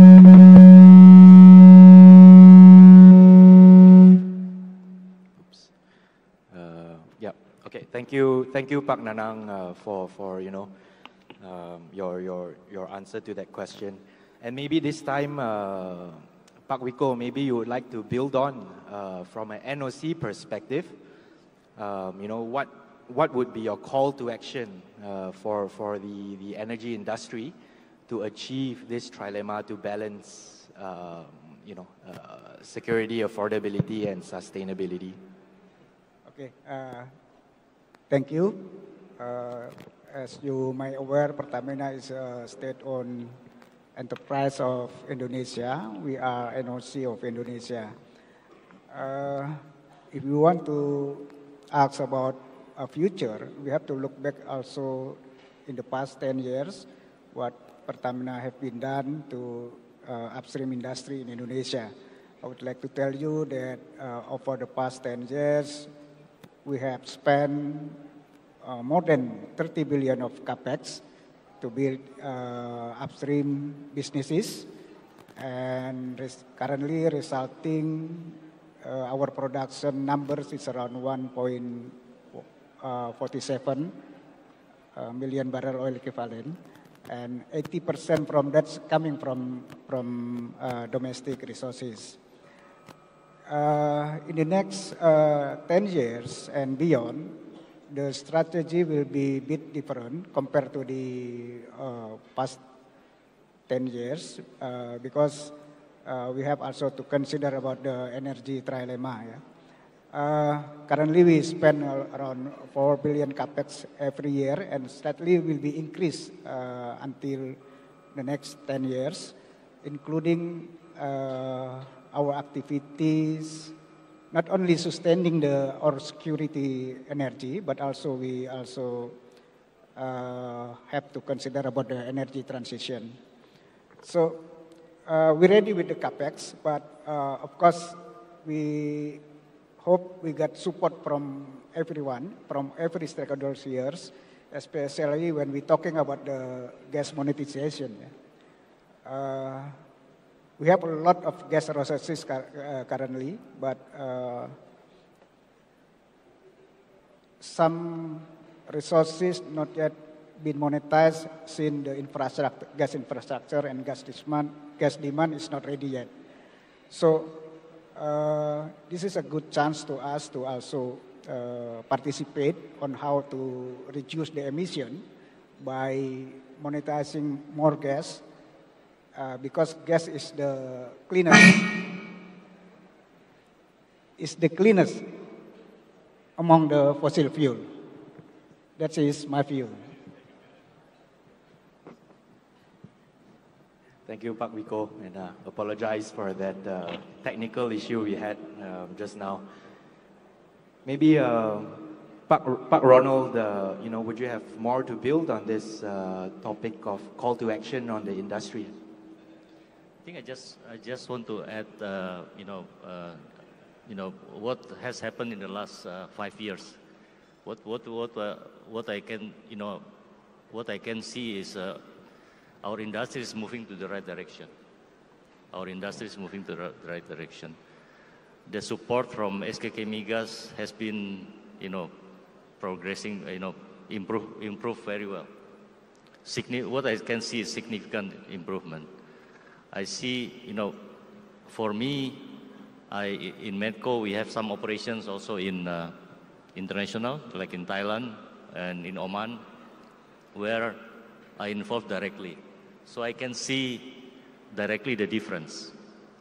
And if you talk about the speed of approval, you talk about the fiscal terms, I think Indonesia is now already competitive. And you can see that today there was some signing, right? PSC, what you call incentive for some companies. I think that's we can see we move to the right direction. So I think we just need to continue. The only thing that I think need further improvement is the coordination among the ministries, because SKK Migas or ESDM cannot go along, right? We need to work together with other ministries. Thank you, Pak Ronald. That is encouraging to hear, from your perspective that things have been getting better, and there are some other things that need to be fixed. But I think it's been a positive experience for you from Medco. Would anyone else like to build on this question on, the call to action to balance the energy trilemma? Okay. Yus? Yep. All right. Thank you very much, Sam. On behalf of the industry, as an IPA representative, I think if you heard my speech or my things that we discussed in the first day, IPA have discussed with all the stakeholders, right? I mentioned about Migas, SK Migas, ESDM, and a lot of others, including DPR, we highlighted 4 actionable items that all of us need to work together, right? We talk about the energy roadmap, we talk about legal frameworks, we talk about the fiscal regime, and of course, the GHG emission framework. So what next for us, for all of us, is a commitment. And it's also a collaboration that we need to work together. All the stakeholders clarify our role and responsibility, working together. And I think it's evident yesterday when Pak Dwi, the chairman of SKK Migas, together with all his team, and talking to us, the CEOs of the companies here, we really have a conversation, yeah, Pak Nanang? I think yesterday we have a conversation. We list out all the things that we need to do in the next 10 years, or less than that, to achieve the IOG target of that 1 million barrel per day and 12 BCF per day. And we list out commitment from each of the companies and all the stakeholders, and then we need to do it together. I think that's really clear. And that is really needed. It's all about actionable items. It's all about working together. And everyone here, I think all the stakeholders here, whether you are the investors, whether you are the government, host authorities, stakeholders, you have a role to play. And let's move it. And then let's continue to talk not just at this convention. Beyond that, we need to have a more sideline discussion, more collaboration. That's what we need, I think. Yeah, if I want to add that for that call of the action. Thank you. Thanks, Yuzaini. It's good to know that there are clear plans and people have clear action items to take away to drive the industry going forward. And I think with that, let's switch gears a bit, and I would like to also hear about each of your respective organizations, and that brings us to the next question, which is, what is the role of Indonesia in your company's portfolio, and what could be done to support industry growth? And maybe for this, let's start hearing from one of our IOCs. Kathy, would you like to get us started on this question? Okay. Can you hear me? Yes. All right. Selamat pagi, selamat siang, everyone. So on day 1 of the IOG, our BP's EVP, Anya Dosenrath, she is responsible for BP's gas and low carbon energy. In her keynote speech, she mentioned about BP and Indonesia are a winning combination. So that summed up our strategy very, very well, in that we wanted to play an important role to support Indonesia in managing the trilemma. So security, affordability, and sustainability. In our view, Indonesia has a lot of competitive advantages. It is in the right zip code. It's blessed with abundance of oil and gas and lots of minerals. And as we know, as we're opening the conversation on CCS and CCUS, when the reservoirs are becoming depleted, they are very good storage places to bury the CO2 and permanently store there. So I think it is in the right zip code, and it has a significant potential in terms of economic development and energy demand increase. So BP's strategy is very aligned in terms of supporting the country to effectively manage the trilemma for this decade and beyond. So in our natural gas area, we operate the largest gas and LNG business in the remote western Papua Barat, and the BP operate Tangguh LNG. Once we have the 3 trains on stream, it will be more than a third of country's gas production. And in the next phase, we're continue to explore, and we're advancing the CCUS project in Tengku, which we aim to build the first CCS hub in country. I think as what Pananan has mentioned, the multiplier effect is significant. Just one example, when we were building out Tengku Train 3, we employed more than, at the peak time, it was close to 14,000 workforce.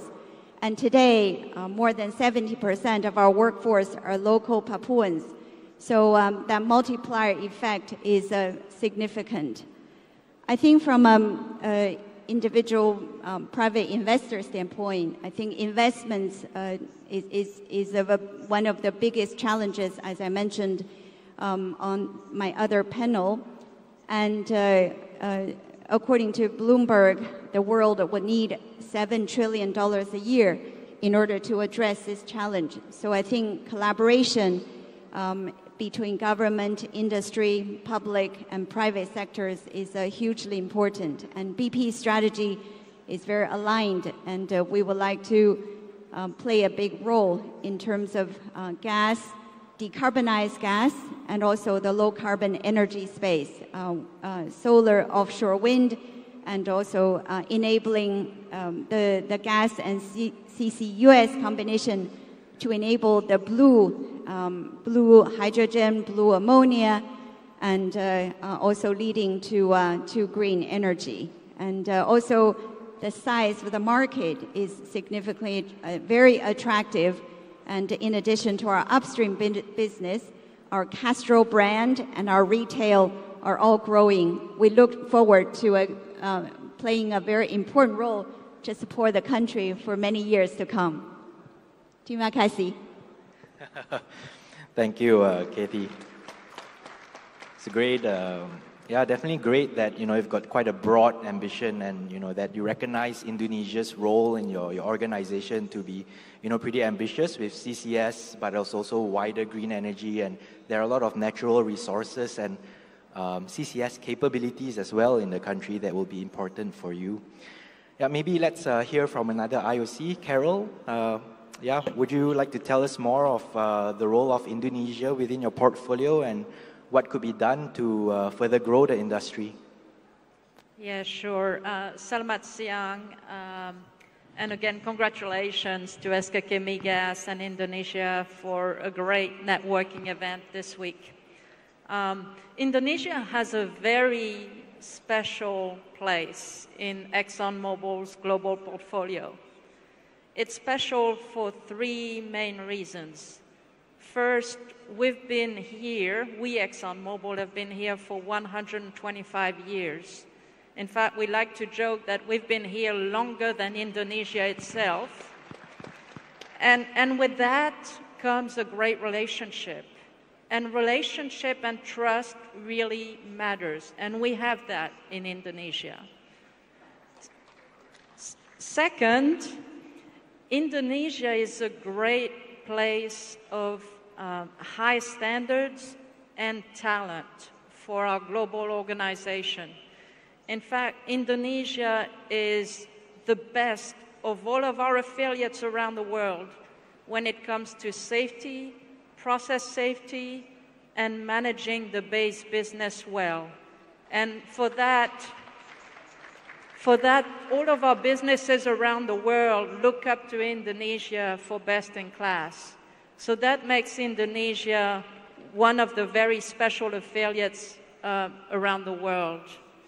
And then third, Indonesia has all of the business segments that ExxonMobil has to offer. We have an upstream, we have a downstream, which means fuels, lubricants, chemicals, and we have energy transition. So the full meal deal from an ExxonMobil perspective, which is very unique when you look at ExxonMobil's affiliates around the world. Very few affiliates have all of these segments together in one place. Indonesia has that. Now, to come back to your question on activity ramp-up and what does it take, I think 2 points to make before I answer that question. First, it's important to recognize that we're already doing a lot. We're about to drill again in Banyu, Europe, something that we haven't done since we started up this world-class field. We're going to drill for 1.5 years. We're going to restart exploration in Indonesia. Nam and I talked about that this morning. We have great plans to do exploration here in the few years to come to get started. And then we have, as you saw the signing this morning on gas commercialization, that's another project that's going to start up. So we're already doing a lot. And I think all of that is a testament to the very collaborative environment that we're working in right now. It's also really important to recognize that Indonesia has done a lot on fiscals.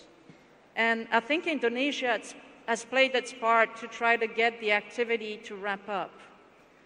So, as I reflect on what it takes for us, ExxonMobil, to invest in a country, there are 4 things which are really important. First one, contract sanctity.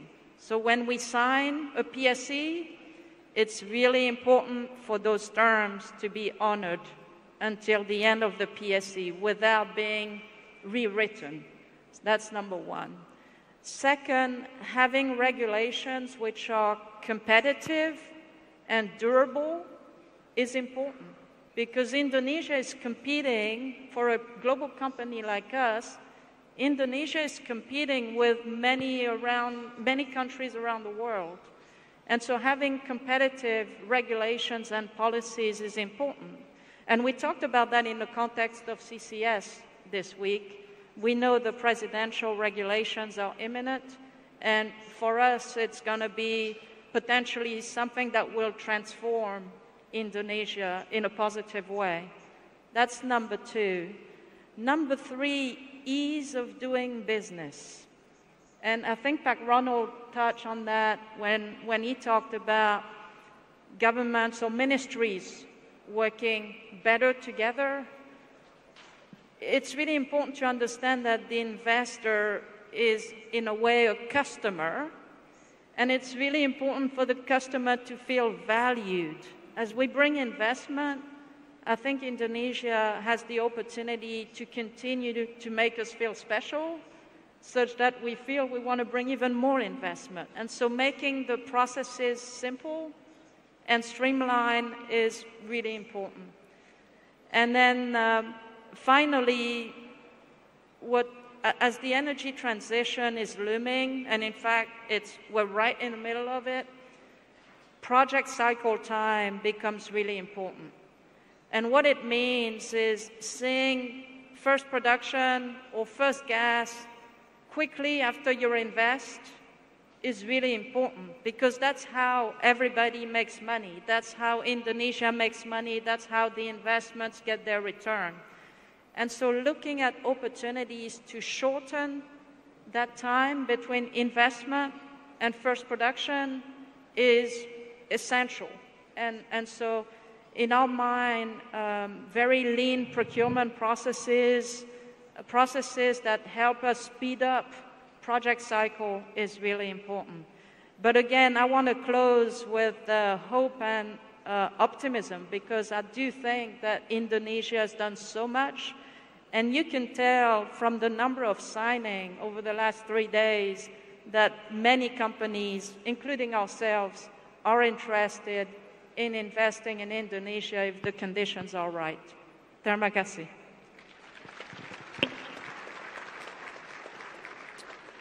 Thank you, Carol. Maybe we could move on to Greg and Roberto, but maybe we start off with you, Greg. Thank you. Repsol occupies an interesting place in Repsol's portfolio. We have production that's operated in corridor by our partner Medco. So we have production and, as an operator, amongst all the folks on this panel, we are really in the development phase. We obviously see attractive gas markets, we see attractive prospectivity. But from a purely developer point of view, we see a project we can do, you know, and our experience in moving Saka Kemang project forward is we've had tremendous support from SKK Migas and Migas in moving that forward, and it's been tremendous evidence actually of the mindset having changed, where it's not a blocker and a policeman in terms of doing that, but really trying to support and make a project happen, which is incredibly important. That our company and our top management can believe, yeah, Indonesia is a place where we can realize the business that we have, and we should stay there. You know, so it's fabulous. The other enabler, of course, that everyone's mentioned is, for a European company, we do have our investors sit in the sustainability concerned area of the trilemma, and the ministerial regulation on CCS, the pending president, super important and really amazing to have advanced so fast. So, that's where it sits. We're super enthusiastic about the potential of our project, and we've had a really cooperative relationship with SKK and Migas in trying to bring it forward, and hopefully we see the results of that very soon. Thank you.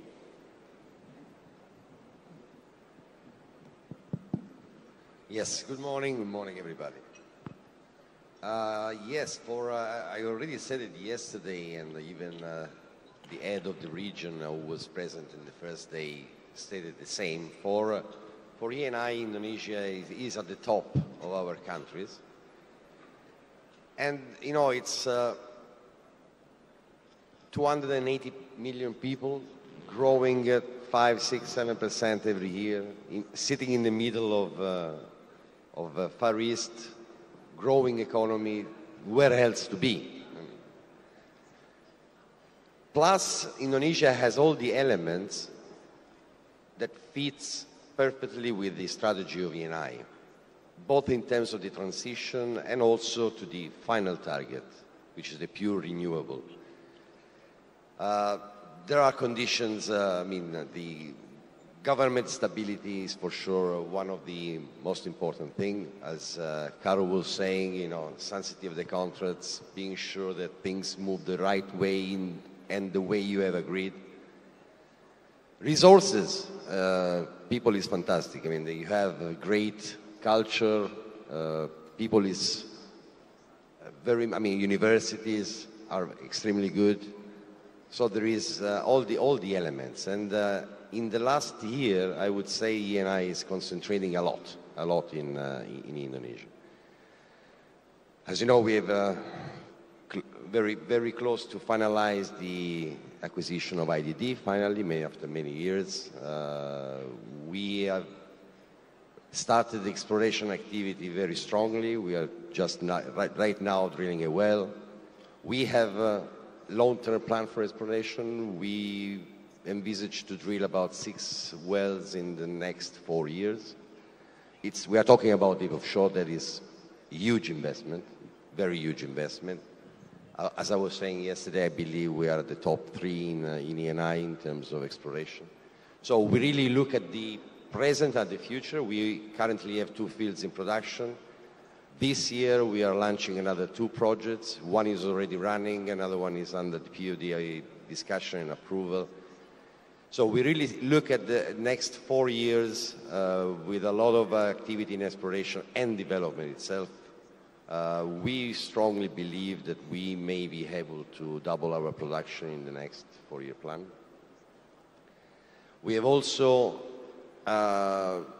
worked with Pertamina. Actually, I really believe in this project. We have just acquired together a block, an explorative block, the Perimakam, which I believe together with Pertamina we will be able fast to find new resources and contribute strongly to the gas need of the country, in the area especially. So overall, I would say that Indonesia is already in the top countries for ENI, and as the MD, is my duty, my wish, and I'm quite sure that we will get even higher.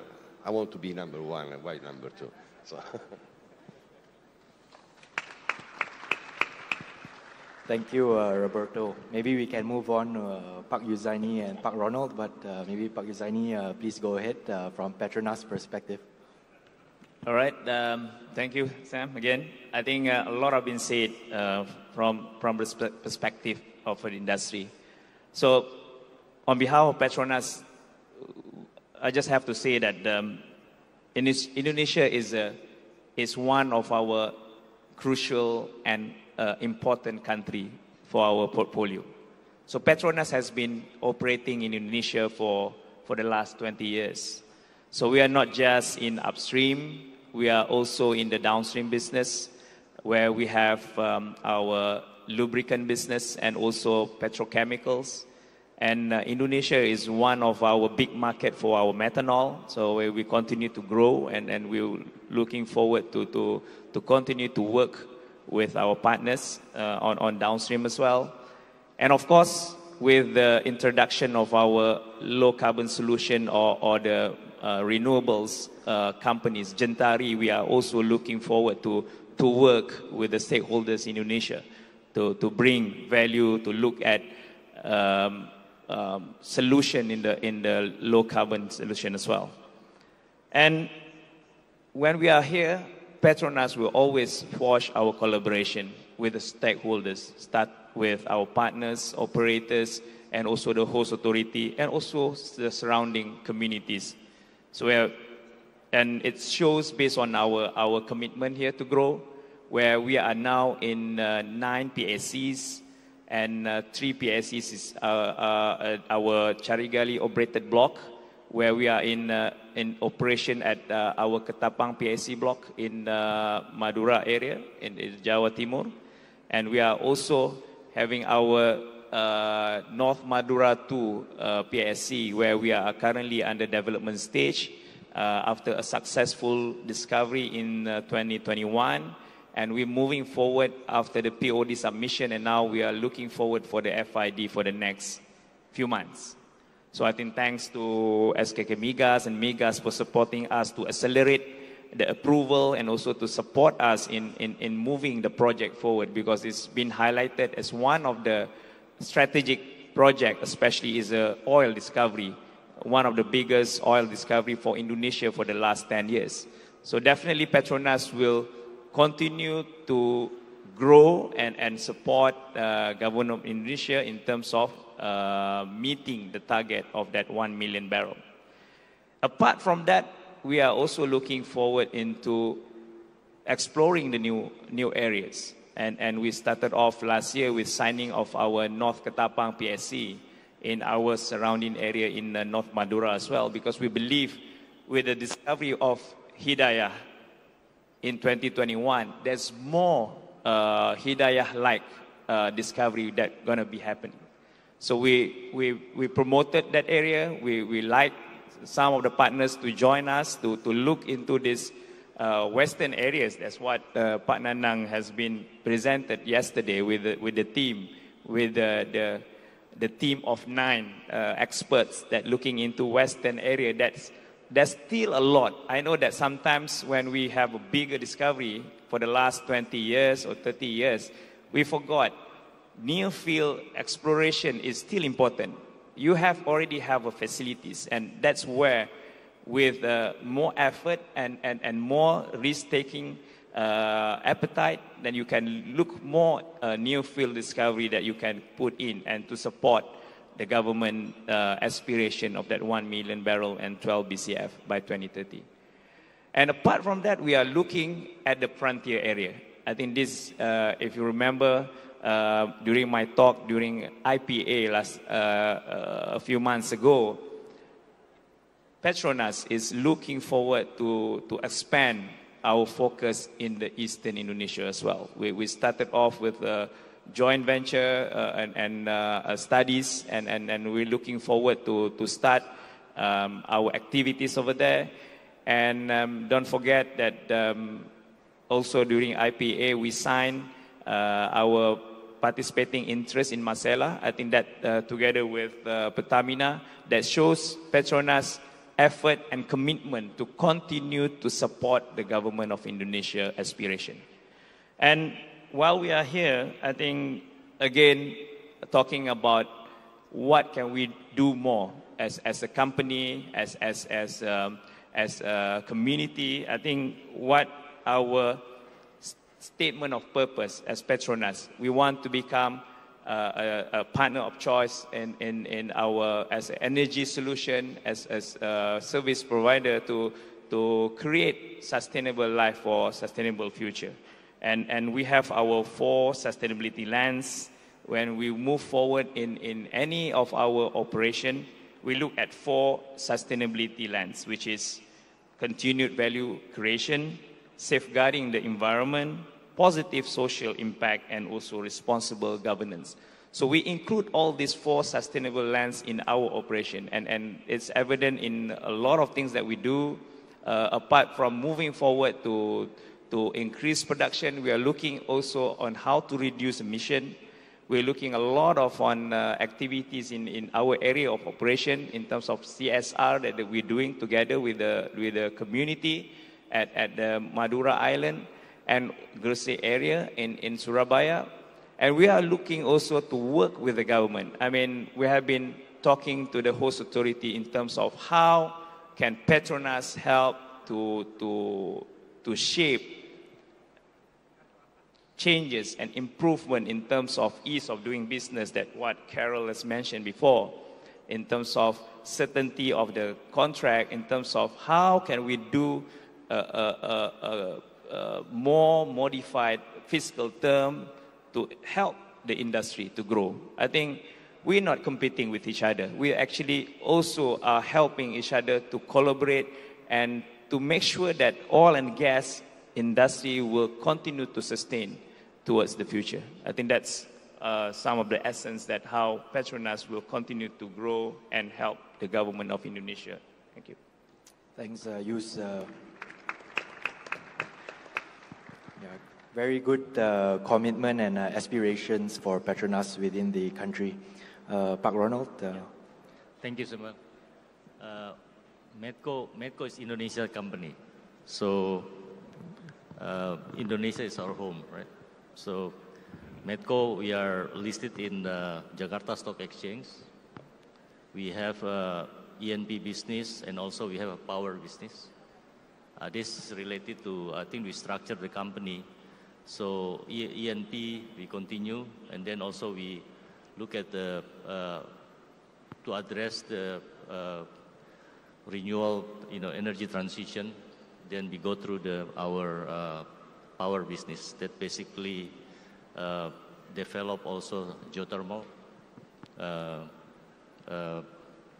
solar PV business, and just to cover our, to address our aspiration for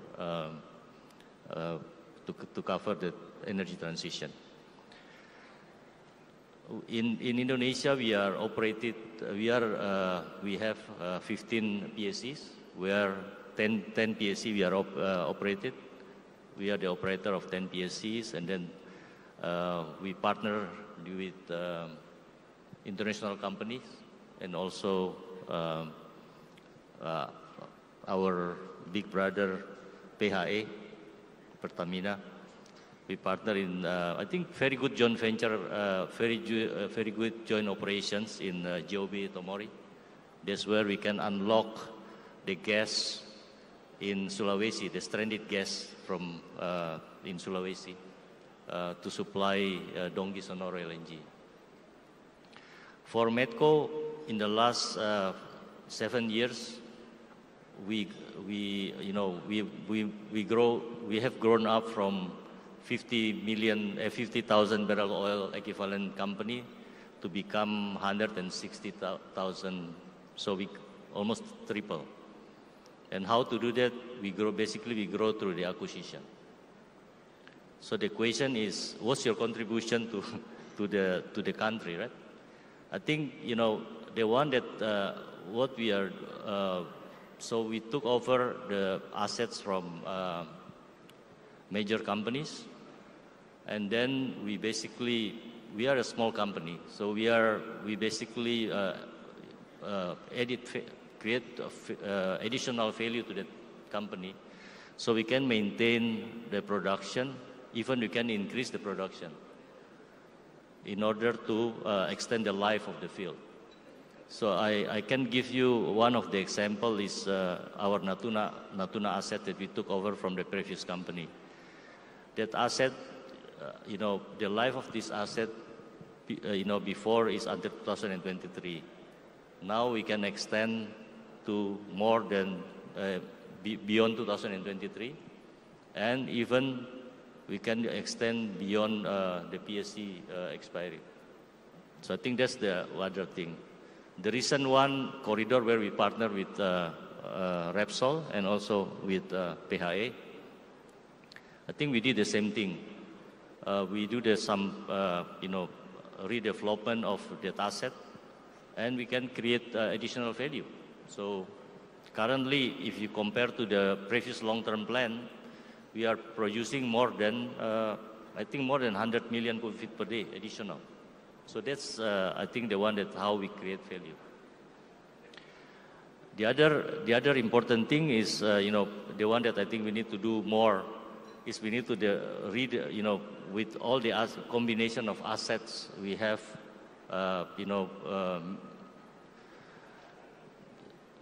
some of the late life assets, some of the mid life assets. So we need to continue, working on how to redevelop the asset with help of SKK Migas related to some of the improvement fiscal terms. So we can further increase the production from that asset and also extend the life of the asset. I think that's how, we can do. Thank you. Thank you, Pak Ronald. So maybe Pak Wiko, we will hear a bit from you, and then Pak Nanang as well. I think it would be great also to get your reactions, on the role of all these different E&P companies in Indonesia, and what we can do together to support industry growth. So Pak Wiko, over to you first. Okay. Currently, Indonesia still holds the largest reserve and resources base in Southeast Asia. But on the other hand, our demand per capita, energy demand per capita is lag behind regional peers.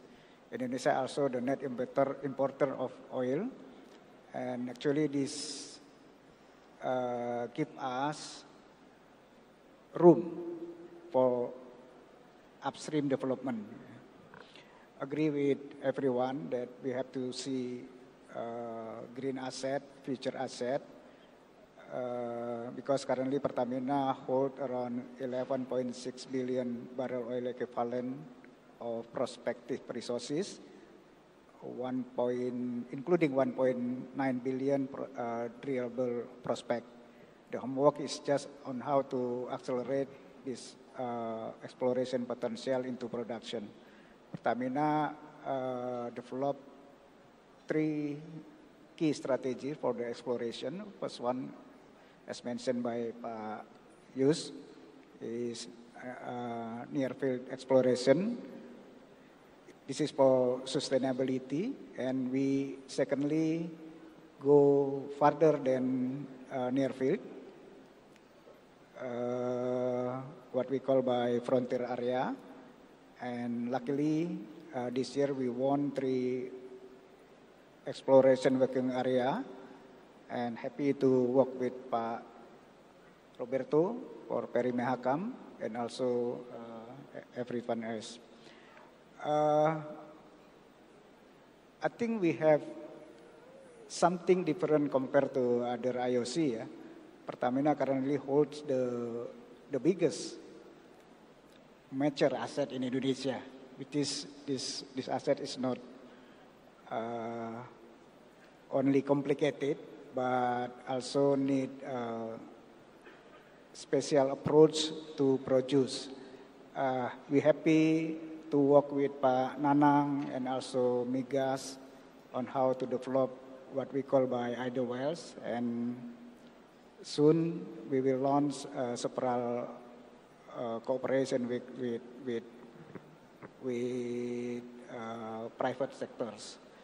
So what we are doing now is actually for securing future sustainability. That's my addition comment. Thank you, Pak Wiko and Pak Nanang. Over to you. Yes, Skaka Migas role, you know that we support all the PSC operator, operating in Indonesia. Regarding our vision to achieve the oil production and gas production target, and then we also have the balancing, with the implementing, with the several low carbon initiative, and then currently we are going to proceed the very big project in BP, Bu Kathy. We have the Ubadari carbon capture, CCS. One of the positive signal, that the collaboration between the PSC operator, BP Indonesia, in SKK Migas, in Ministry of the Energy and Mineral Resources. So we very committed, to protect our environment, our planet, So we have to balance because as I mentioned before, our demand, oil and gas increase by time correlate with the economic growth, And the other hand, we always concerned about the sustainability our environment. So that's why this is our balancing both sides, to aggressive, massive, and selective doing the exploration, development, and producing the oil and gas. But in the other hand, we implement this in how to protect our planet with the several low carbon initiatives. Thank you. Thank you, Pak Nanang. So, I think we have one last question, but I also realize that time is running out, so we may not, get everybody to to also respond to this last question. And I think some of you on this last question, it's about how do we meet our sustainability and net zero goals together as a country, right? I think this is important that we need our oil and gas industry. We need to meet targets, but at the same time, we also have sustainability commitments and also net zero commitments and targets, right? So that brings us to the last question, which is, how could the industry work with government to meet sustainability and net zero goals, right? So maybe Yuzaini, would you like to kick us off on this last question? All right, thank you again, Sam. I think this question has been the theme of this IOG convention for the last 3 days. If I can summarize on how the industry can work with the government to meet sustainability and the net zero goal, I think everyone knows that Indonesia have the net zero carbon emission zero goal by 2060. And I think everyone here, all the companies here in the room also have their own net zero carbon emission target, whether it's 2030, 250, 260, and whatever the date is. But we have to understand that moving forward from the oil and gas to a more cleaner energy need some transition. And it doesn't happen overnight, right? So we need to work together. I think for the last 2 days, we've been talking about what is important for the oil and gas industry, we talk about CCS, CCUS. Don't forget that that is just one part of the solution. So when we talk about sustainability, it's all about ESG. So the environment, the social, and also the governance. Don't forget that it's our responsibility as well to look after the people, to look after in terms of diversity and inclusion, talk about poverty, talk about the economy. So that's why it's aligned with what Energy Trilemma is all about. When we want to transition, it's very important that we tackle all the three elements. We need to be balanced. We cannot be just focusing on the security, but forget about sustainability. But we also need to look at all the trees. And as NOC, Petronas, like Pertamina as well, we understand. We are supporting the government. We are supporting the country GDPs, and the burden and the responsibility lies in the companies to work together with the government.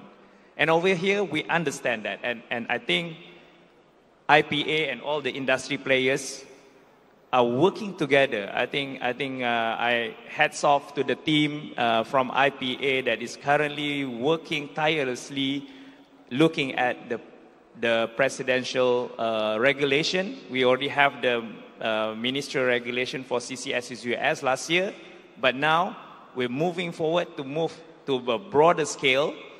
And when we talk about this sustainability and carbon emission, it's again about collaboration. We need to work together. There's no one party that is responsible, is all the stakeholders.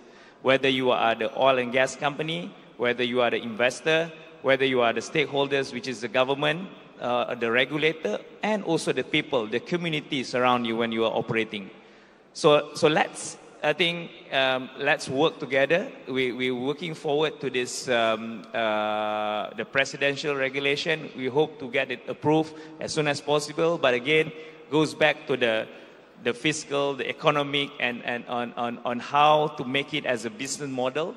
So I think everyone here are looking forward to work together with all stakeholders and help out on solving this sustainability and the net zero target for Indonesia and for the companies. I think that's also important to balance that. Thank you. Thanks, Yuzaini. That was good. Would anyone else like to build on this question on sustainability and net zero goals? Carol? Yeah. Yeah, I mean, I fully agree with what Pak Yu said about CCS, CCUS, essentially the opportunity to take emissions from hard to decarbonize sectors and putting them under the ground such that we resolve the climate change issue. There's another work stream that I think we have the opportunity to collaborate on, and that's the reduction of our own Tier 1 and Tier 2 emissions. And I think what we found in our assets, upstream assets, is there are quick wins. There are easy ways, cheap ways to reduce emissions when we pay attention to that problem. And by way of example, we've reduced our greenhouse gas emissions by 40% and our methane emissions by 75% since 2016. And it just shows that if we try to tackle our own problem as well, we can find solutions, and those solutions may not be that expensive.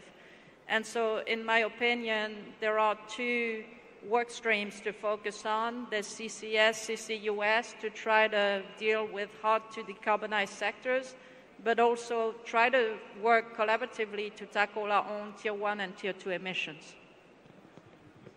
Thank you, Carol. Kathy, yeah, go ahead. Thank you.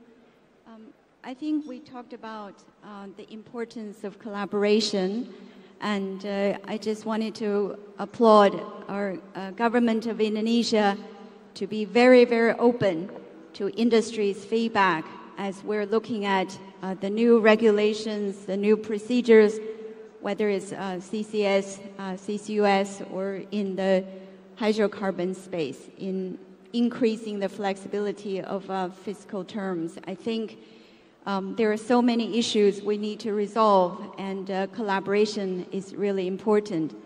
I think the second and I want to talk about is to reach the sustainability goals. It's not just one path to reach that. I think the Asia context, the ASEAN context, is very different from the context in other parts of the world. And we need to work together to figure out the multiple ways to reach the sustainability.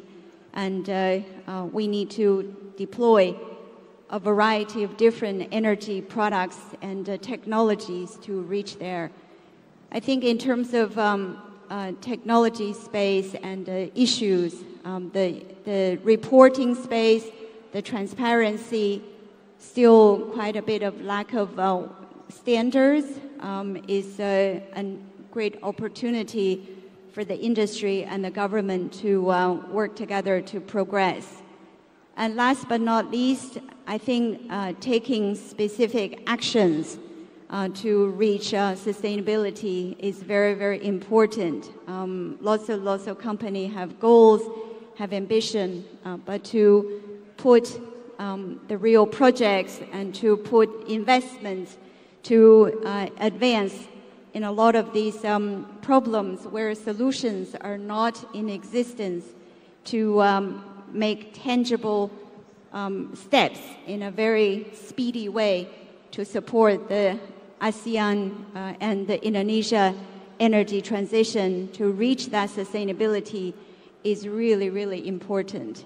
And again, I think all of the companies would say we cannot be reaching the success, without the strong support from the government of Indonesia.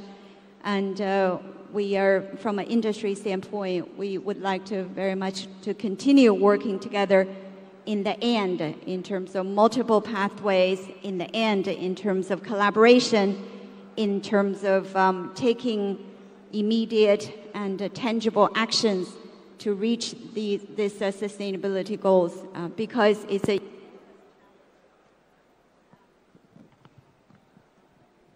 enormous challenge, but also presents such a great opportunity for all of us to work together. Thank you, Kathy. And I realize we are also running out of time. Any last words from our panelists? Pak Nanang, would you like to? Yep. Go ahead. Yes, we are dealing with the energy trilemma and then energy transition. But SKK Migas obligation to fulfill our energy demand, especially oil and gas. So never stop to explore. Only 3 steps to increase oil and gas production and reserve. 1, exploration, 2, exploration, and 3, exploration. So never stop for the exploration to fulfill our oil and gas demand. Thank you. Thank you, Pak Nanang. And I think with that, just to wrap up our discussion here, right? I think I really like what you said, Carol, and Pak Yuzaini and Kathy on. We talked a lot about CCS, but there's also a wider scope of sustainability that we need to bear in mind, right? I think there is another work stream, and I think there are a lot more collaboration, sharing of best practices, that we can do to improve the sustainability of the industry, overall. I think it has been very encouraging, from the whole conference today that, SKK Migas is flexible. We want to make sure there is economic viability of oil and gas projects to develop the industry. We want to make sure that, all these projects are bankable. And we will provide the right regulations and framework for predictable and sustainable development of our oil and gas industry. And I think that, hearing the role of Indonesia from all of our esteemed leaders on stage today, it is a very, very promising future, a very, very encouraging landscape for the oil and gas industry in Indonesia, right? And I think with that, I'll just close and please join me in giving all our esteemed leaders a huge round of applause. Thank you very much. Thank you very much, Mr. Samuel Loh, and thank you to all panelists for your great insights that you've shared in this CEO panel. Please stay on stage, ladies and gentlemen, to receive a token of appreciation from SKK Migas. And for that, we would like to invite on stage the chairman of SKK Migas, Bapak Dwi Sucipto, to present the memento to all the panelists and moderator.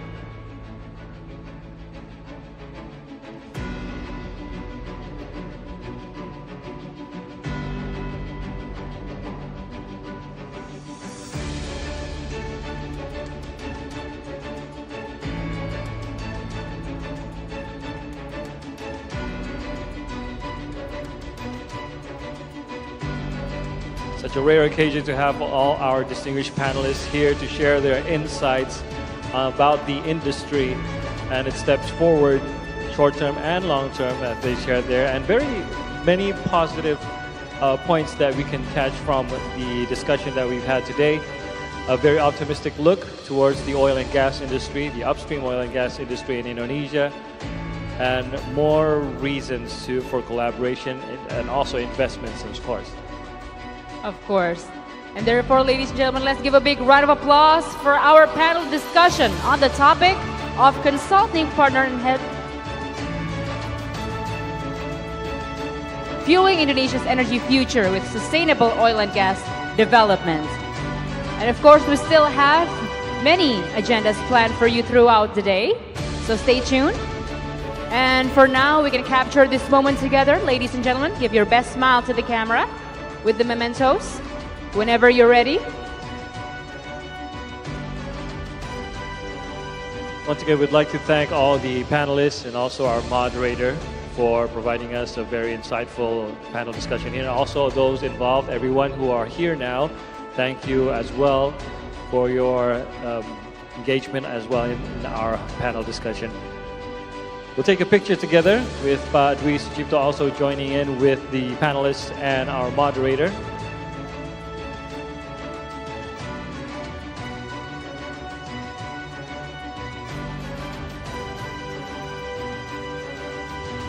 Pak Dwi, if you would join in the middle, and we'll be taking a picture with everyone here.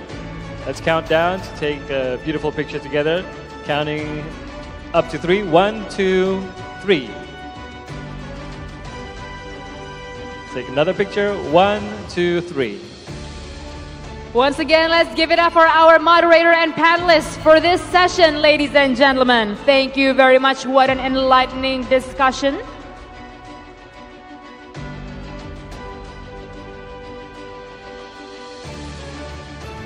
A lot of lessons learned shared here throughout the course of 3 days on this stage. And we're sure, and we do hope that the discussions that we have performed here with various speakers have enlightened us and brought more information for us to look forward and also step forward into a more brighter oil and gas industry, upstream oil and gas industry here in Indonesia, and to all the parties involved in the industry. Once again, thank you very much, ladies and gentlemen. You may be seated. And distinguished guests, ladies and gentlemen, we've had a pretty packed morning in the last day of the convention, don't you think, Timothy? We sure have. And with lots of agreement and collaborations, we've also listened to some invigorating and insightful discussions. So I think it's time for us to recharge ourselves and recharge our energy throughout the day. I'm pleased to announce that we are now entering the lunch break. So please enjoy the refreshments and meals that have been provided for you in this room or in the foyer area. And we'd also like to inform to all our Muslim participants who would like to attend the Friday prayer, you are welcome to attend the Friday prayer in the Singaraja Hall on the first floor of Bali Nusa Convention Center. Once again, to all our Muslim participants who would like to attend Friday prayer, you are most welcome to attend the prayer in the Singaraja Hall, which is located on the first floor of Bali Nusa Convention Center. Much to be awaited later on this afternoon. Please join us once again here at 1:30 p.m. We will have the prestigious SKK Migas Awards 2023, And also along with that, we will have the eagerly awaited performance by Chris Dayanti. So ladies and gentlemen, enjoy the lunch and see you soon.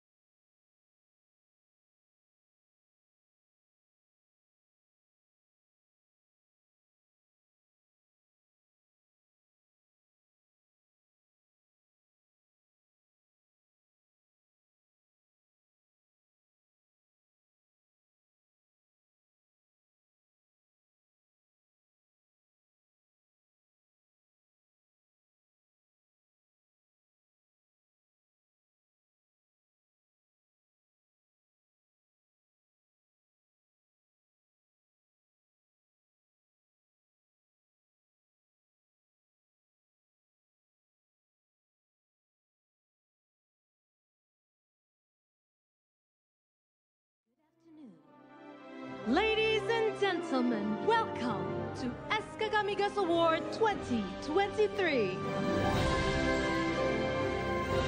Today, you are in for a treat as we celebrate and recognize outstanding achievements with various categories. Now, let's call upon our talented hosts who will guide you throughout this spectacular event. Please give a warm welcome to Timothy Marbun and Dazen Frilla.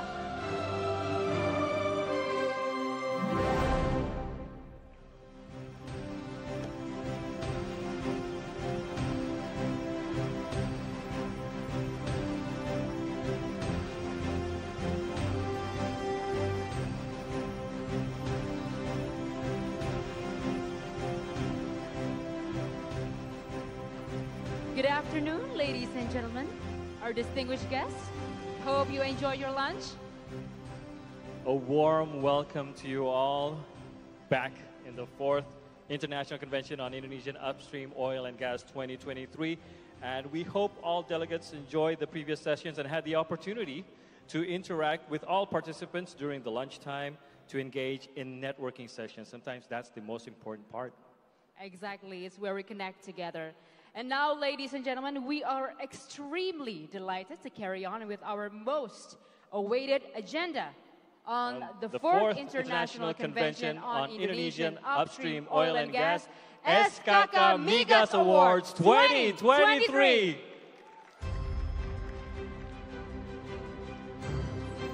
I see winners from here, Dazen. Of course, we can't wait. Some are already waiting for their name or the company's name to be called up on stage to receive the prestigious SKK Migas Awards. There are many categories that will be presented here in our day. That's right, Timothy. As we all know, SKK Migas Award is presented to appreciate PSC contractors and also all the stakeholders with outstanding performance, to support the upstream oil and gas industry, and also to motivate all PSC contractors to be at their best. The best performance is expected from all in order to achieve the target of 1 million BOPD and 12 BSCFD in 2023. That's the target here. A very aggressive target, but achievable, of course, with hard work from everyone here. Of course, and I believe all participants present here today are absolutely enthused, of course, to discover who will prestigiously bring home the most trophies in the SKK Migas Award 2023. Don't you think, Timothy? I'm sure about so, but we don't know yet who the winners are. We have no idea who will be achieving the awards, but it will soon be revealed. So the big reveal is here in a few moments, but before that, to open this special moment, we would like to invite on stage Bapak Nanang Abdul Manaf as Vice Chairman of SKK Migas to deliver the remarks. Pak Nanang, the stage is yours, sir.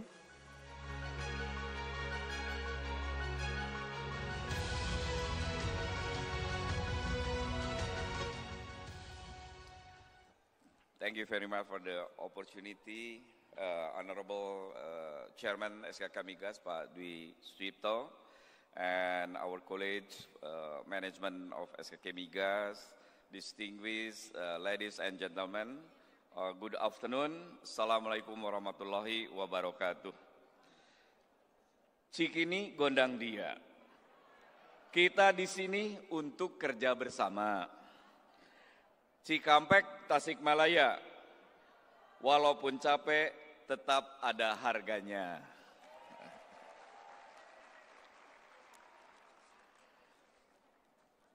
Distinguished ladies and gentlemen, we would like to express our gratitude toward the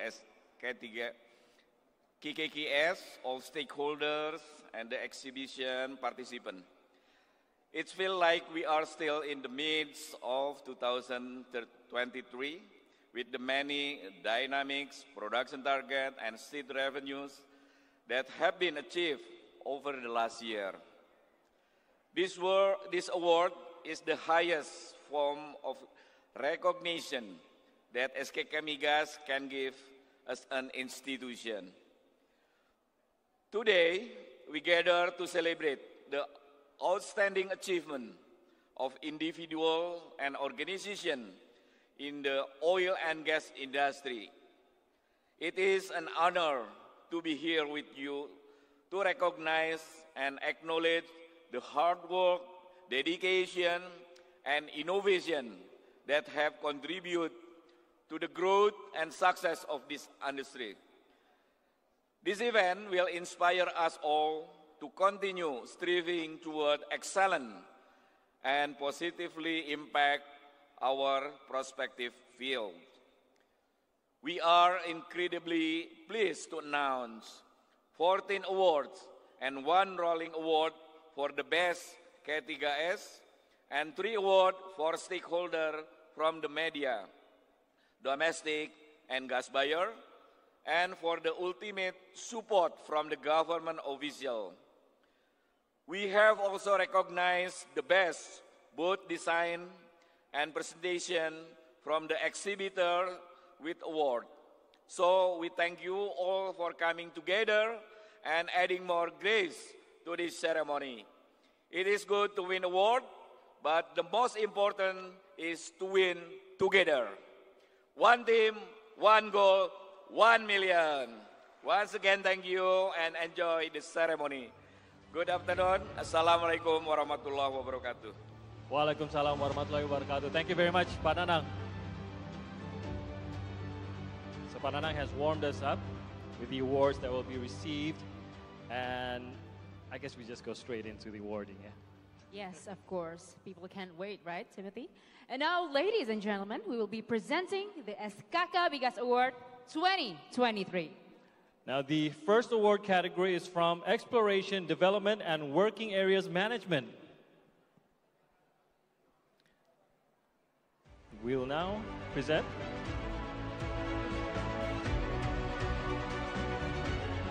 also the Best Reserve Replacement Ratio from Contingent Resource. And ladies and gentlemen, the best reserve replacement ratio from the contingent ratio is given to PSC through discovery from 3 structures, which may contribute 106.78 million barrels oil equivalent, which is the highest discovery this year. Yes, it is. The best reserve replacement ratio from contingent resource goes to PT Pertamina Hulu Energi Offshore, Northwest Java. Congratulations to the winner, and to receive the award, we invite the representative from PT Pertamina Hulu Energi Offshore, Northwest Java to come on stage.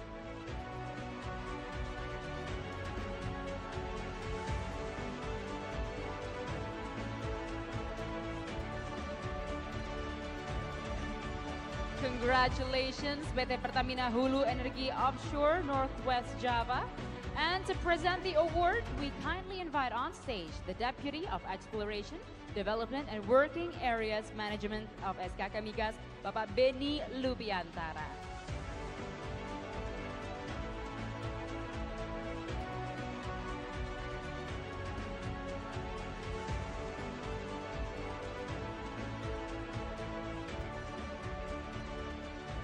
Let's give a round of applause. Congratulations to PT Pertamina Hulu Energi Offshore, Northwest Java. Let's capture this moment together. Gentlemen, give your biggest smile to the camera. On the count of 3.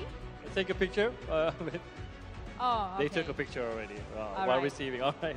Thank you very much, Bapak Beni Lubiantara. And once again, congratulations to the winner. And now, ladies and gentlemen, we have SKK Migas Award presented to the PSC contractors who support the exploitation sector. Now, in the world of oil and gas upstream industry, the operation and exploitation activities are the most critical tasks, the most hazardous job, and the most significant number of programs of all.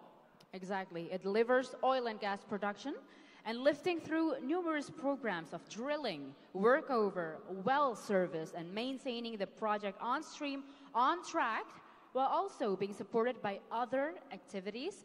but still ensures the environmental aspect is in check and keeps safety first in all aspects. Now, considering all those important elements above, the Exploitation Deputy of SKK Migas presented Exploitation and Operation Award 2023, which is divided into 3 categories.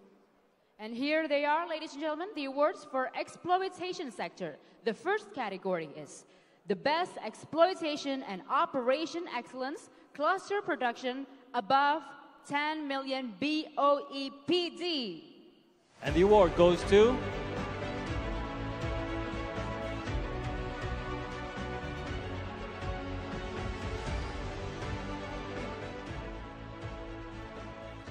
not yet. And the award goes to PT Pertamina Hulu Sanga-Sanga. Congratulations, PT Pertamina Hulu Sanga-Sanga. And for that, we kindly invite the representative from PT Pertamina Hulu Sanga-Sanga to come on stage and collect your reward.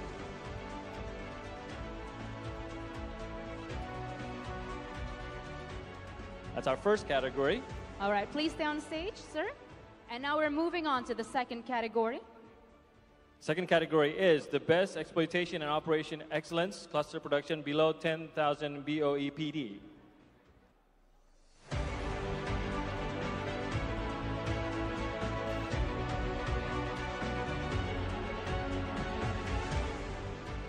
And the Best Exploitation and Operation Excellence Cluster Production below 10,000 BOEPD goes to PT Pertamina Hulu Energi Tuban, CEG. East Java. Congratulations to the winner. Please come on stage.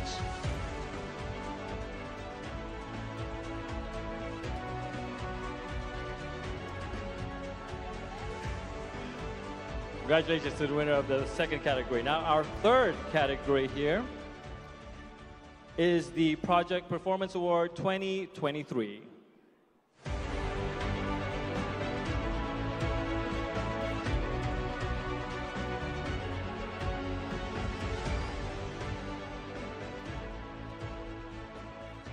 And the award goes to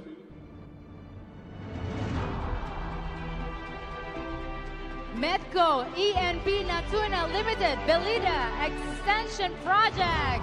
Congratulations to the winner. We invite the representative from Medco ENP Natuna Limited to come on stage and receive the award. All right, congratulations. Gentlemen, please take your places in the middle of the stage. And to present the award, we kindly invite on stage the Deputy of Exploitation of SKK Migas, Bapak Wahyu Wibowo.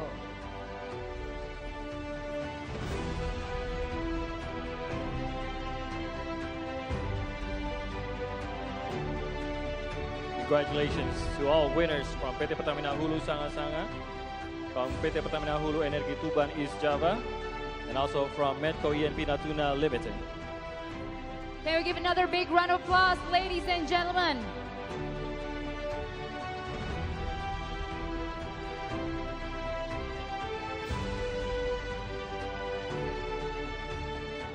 All right, we're going to capture this moment together.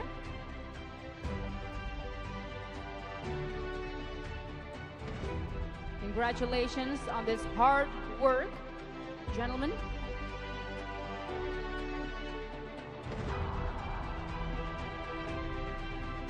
And we'll take one picture together, Pak Wahyu. If you would take one picture together with all the winners. Okay. Photographers are ready, and we'll count to 3. Let's agree on a hand gesture. 1, 2, 3. One more time. 1, 2, 3. Congratulations once again, gentlemen. May this win be the standard for all the others in the oil and gas industry. Thank you very much, gentlemen. You may return to your seats.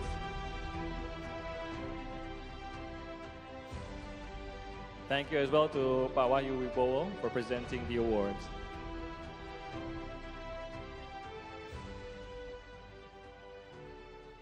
Now, we're going to continue to the next SKK Migas Award category, we will present awards related to finance and commercialization. Yes, and the first category is the best cost management.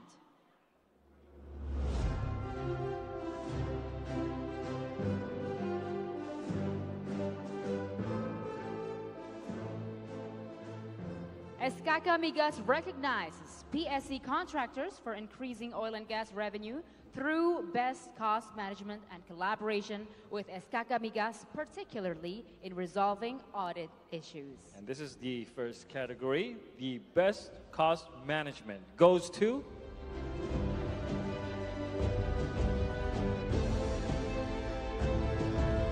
PT Pertamina Hulu Mahakam. Congratulations, PT Pertamina Hulu Mahakam. We kindly invite the representative from PT Pertamina Hulu Mahakam to come on stage.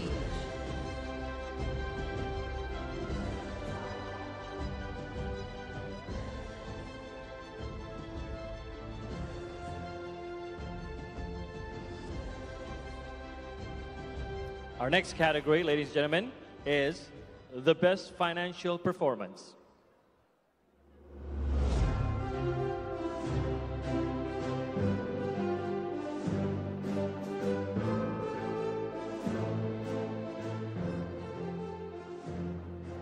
Effective management of finances is crucial as it impacts all primary functions of upstream oil and gas business, which involves managing cash flow, reducing risks, and tax compliance. This also requires proper management of operational risks, adequate preparation of working funds, and maintaining a healthy ASR fund balance. And now, ladies and gentlemen, the best financial performance goes to ExxonMobil Cepu.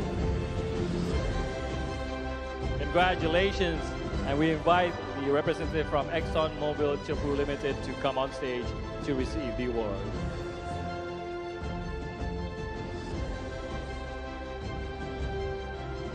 Congratulations once again, and please take your places with the winners. And now we are moving on to the next category, the best asset management.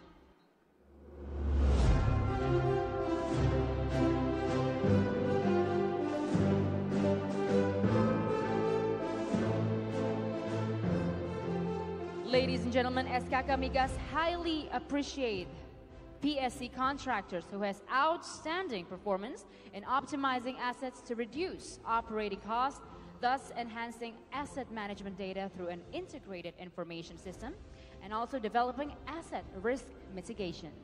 And the best asset management goes to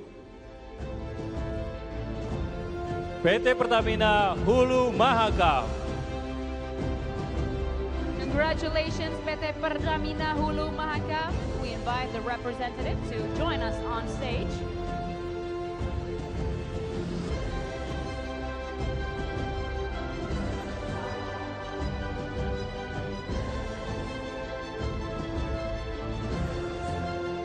I guess Pertamina Hulu Mahakam will send another representative? Oh, okay. So Bapak will be receiving both awards.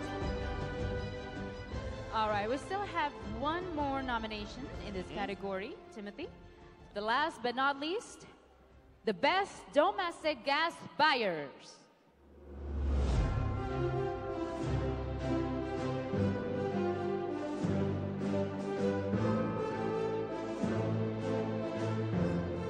SKK Migas recognizes domestic buyers for their exceptional performance in maximizing gas utilization in Indonesia and also supporting the national gas lifting target, thereby contributing to Indonesia's energy security and economy. And the winner goes to PT Petrokimia Gresik. Congratulations! Please come on stage.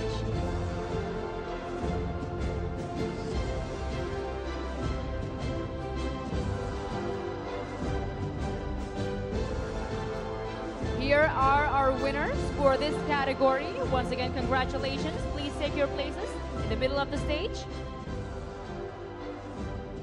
Congratulations to all winners in this category. And to present the award, we will kindly invite on stage the Vice Chairman of SKK Migas, Bapak Nanang Abdul Manaf, to present the award.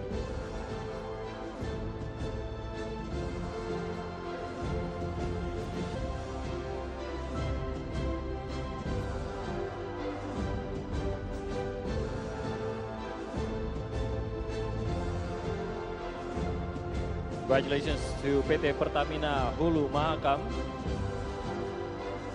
winning 2 awards in this category for the best cost management. Ladies and gentlemen, can we give a big round of applause for the winners of the finance and commercialization category?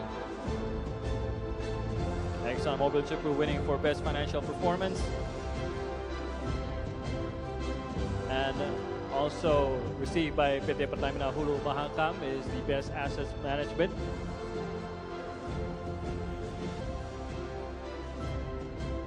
And also an award for PT Petrokimia Gresik for the winner of the best domestic gas buyers. Congratulations to all winners. Pak Nanang, if you would take a picture with all the winners together. Give your best smile to the camera, ladies and gentlemen. On the count of 3, 1, 2, 3.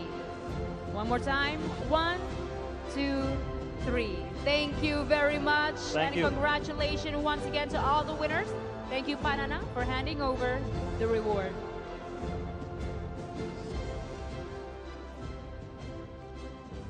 There are more rewards or more awards to be given here on stage, and I'm sure there are also prestigious awards that we are awaiting to see who the winners are. And ladies and gentlemen, before we continue, we would also like to once again extend our sincere gratitude to each of our sponsors for their invaluable support, dedication, and partnership. Thank you all sponsors for making this prestigious event possible. Our diamond sponsors are PT Pupuk Indonesia and Pertamina Gas Negara. Our sapphire sponsors, Kuwait Foreign Petroleum Exploration Company, Indonesia Anambas BV. Also, Husky Sinok Madura Limited, and our Platinum Plus sponsor, Sinok Limited.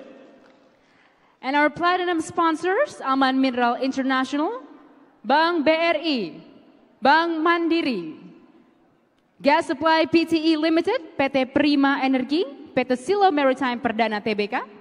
And also Bank BNI, and Semcorp Utilities PTE Limited, SKINSCO Limited. And our Gold Plus sponsor is Asuransi Jasa Indonesia, Jasindo. And our Gold sponsors are Primaya Hospital, PT Famon Awal Brosedaya, PT OSCT Indonesia, PT Kilang Pertamina International, and PT Surya Esa Perkasa Tbk Esa.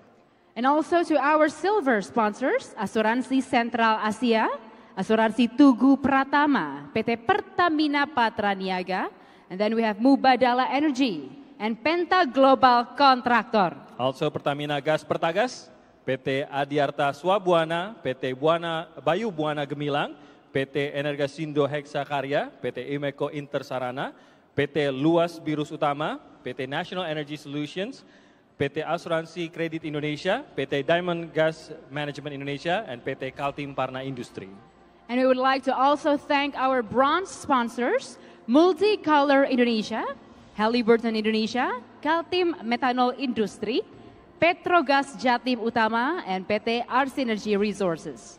PT Asuransi Astra Buana, PT Asuransi Jasa Raharja Putra, PT Bintang Subsea Indonesia, PT Donggi Sonoro LNG, PT Hanochem Tiaka Samudra, dan PT Baruna Raya Logistics, PT Iconic Multidimensi, PT Inti Alasindo Energi. And also PT Kota Minyak Internusa, PT Matthews Daniel International Adjuster Indonesia, PT McLaren's Indonesia, PT Meindo Elang Indah, PT Pertagas Niaga, PT Radiant Utama Interinsko Tbk, PT Samudra Energi Tangguh, and PT Seascape Service Indonesia. Also Asuransi Wahana Tata, Berkah Buana Energy, BRI Asuransi, Saga Trade Murni, Surya Mandala Sakti, Sinergi Risk Management, and Zikrullah and Partner Law Firm. Once again, thank you very much for your unwavering support. Let's give a round of applause to all our sponsors who we are sure are also here in our room. Yes, of course. And now, ladies and gentlemen, we will proceed to the next categories of SKK Migas Award from the Deputy of Business Support. Now, the first category is the Best Procurement Performance.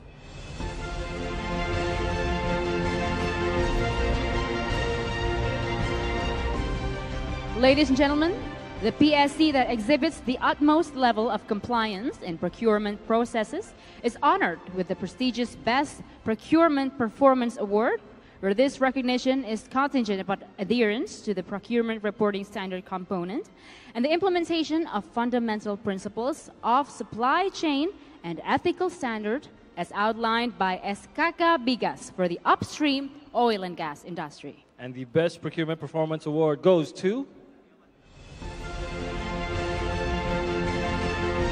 Petronas Cari Gali Ketapang 2 Limited. Congratulations. We invite a representative from Petronas Cari Gali Ketapang 2 Limited to come on stage. And to present the award, we kindly invite to come on stage once again the Deputy of Business Support SKK Migas, Bapak Rudi Satwiko.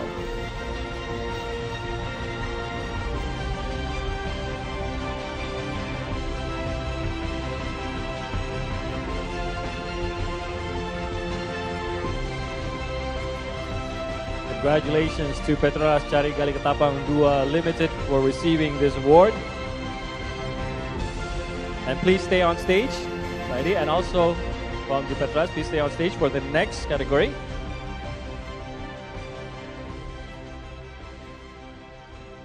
All right, please stay on stage to present the next award with us, Bapak Rudi Satwiko. And the second category, ladies and gentlemen, is the Best Local Content Achievement.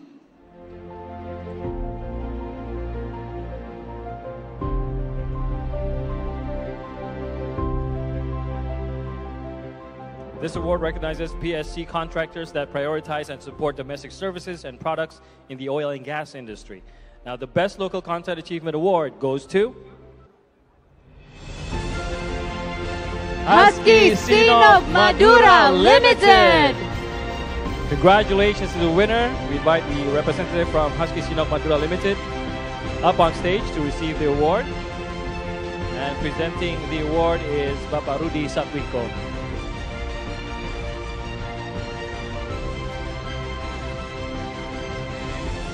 Can we give a big round of applause, ladies and gentlemen, for Husky Sinop Madura Limited?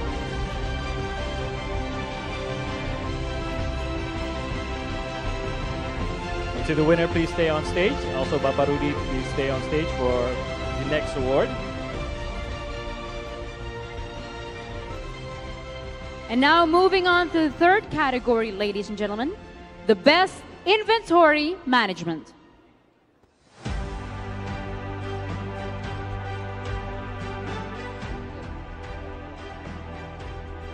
The award recognizes PSC contractors that implement measures to increase savings by boosting asset use, sharing facilities, improving operational management, and optimizing asset through material transfer.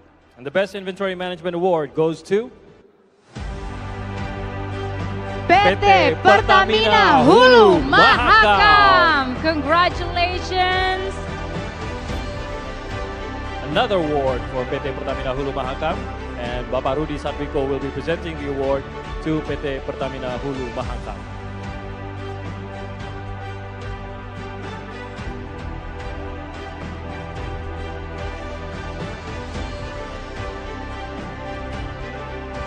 Once again, congratulations to PT Pertamina Hulu Mahakam. Can we give a big applause, ladies and gentlemen, for PT Pertamina Hulu Mahakam?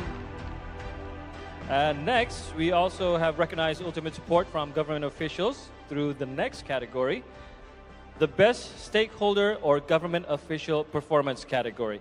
Now, this award is given in honor of his support.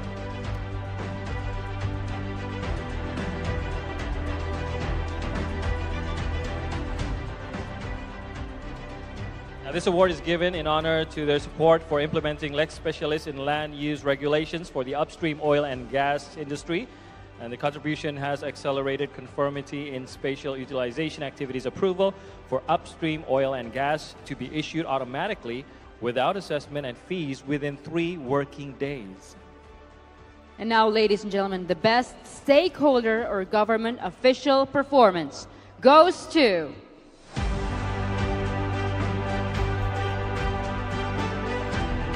Senior Expert Functional Special Planner, Ministry of Agrarian Affairs and Spatial Planning, National Land Agency, Dr. Insinyur Abdul Kamarzuki, MPM. Congratulations, Dr. Insinyur Abdul Kamarzuki, MPM. And presenting the award is Bapak Rudi Satwiko.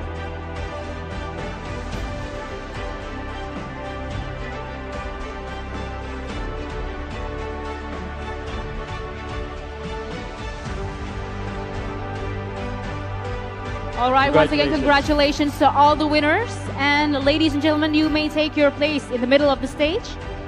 And we're going to capture the moment once again together.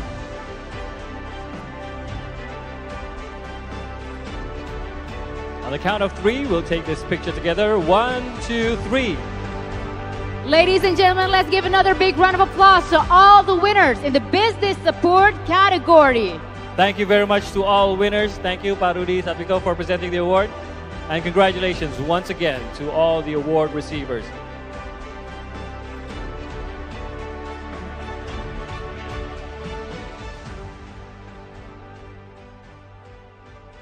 We still have more categories and awards that will be presented here. Congratulations once again. They have been going through hard work, of course, to achieve what they have achieved to receive the award. And we now have another category. This is the 5th award category. We now have SKK Migas Award from Secretary SKK Migas. And the first category is the Best Career Development Performance.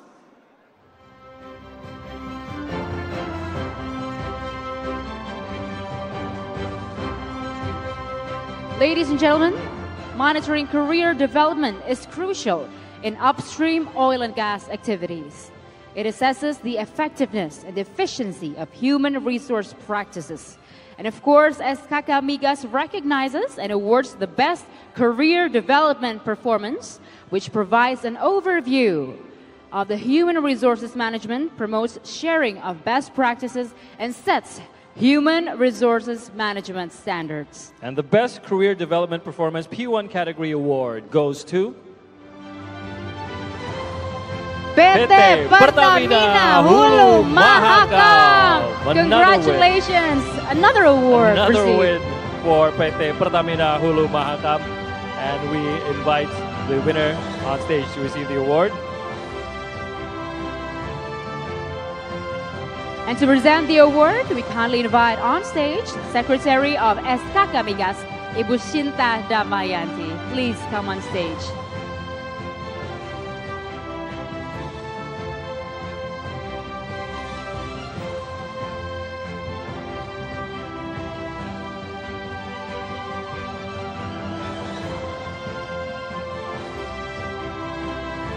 Congratulations once again for PT Pertamina Hulu Mahakam.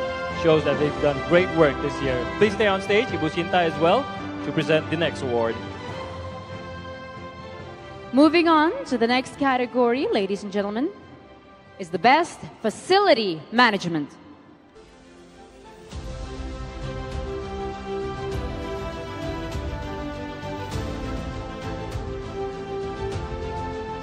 The Indonesian upstream oil and gas industry is focused on sustainable facilities management in Jakarta to reduce greenhouse gas emissions and improve environmental impact in accordance with low carbon initiatives. Ladies and gentlemen, the Best Facility Management Award goes to BP Brau Limited. Congratulations, BP Brau Limited. And may we have the representative from BP Brau Limited to come on stage and join the other winners. The award is presented by Secretary of SKK Migas, Ibu Shinta Damayanti. We would like to give a warm welcome to the Minister of Energy and Mineral Resources, Bapak Arifin Tasrif. Thank you, Your Excellency, for joining us in our event today.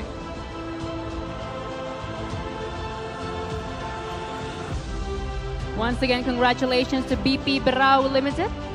What a proud moment for women in the oil industry to be presenting and receiving the award at once.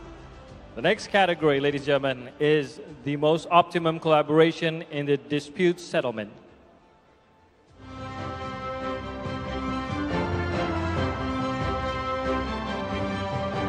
This award, ladies and gentlemen, is an award for assisting SKK Migas in handling cases, cooperating with ministries, providing witnesses and documents, and supporting SKK Migas in cases related to PSC. And the most optimum collaboration in the dispute settlement award goes to PT Pertamina Hulu Energi. Bapak boleh maju ke depan sekali lagi untuk menerima award. This award will be received by PT Pertamina Hulu Energi, who is already on stage, so we'll be receiving another award. Oh, okay, we have Pertamina Hulu Energi. Oh, maaf. Apologies on that. So this is from PT Pertamina Hulu Energi. We're so used to that. Congratulations. A big win for the Pertamina Group, don't you think? Congratulations. Next category, final category from Secretary, the best media performance.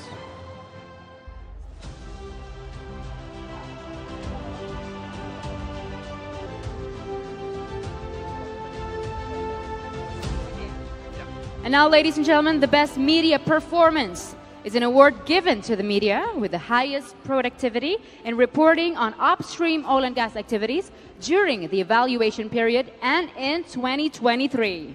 The best media performance award goes to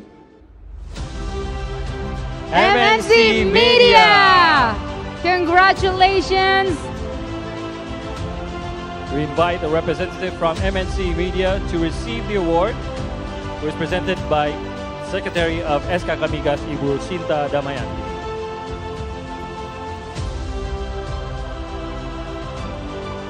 Once again, this category is an award given to the media with the highest productivity in reporting on upstream oil and gas activities during the evaluation period and in 2023.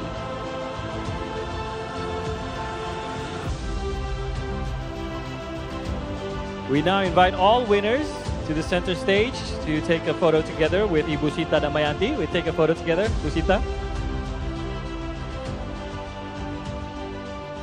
All right, take your places in the middle of the stage. Ladies and gentlemen, all winners of the Secretary category in SKK Migas Award 2023.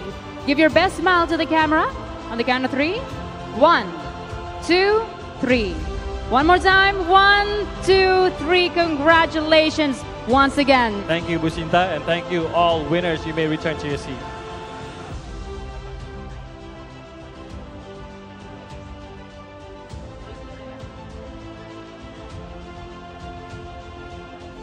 The next award is on internal audit.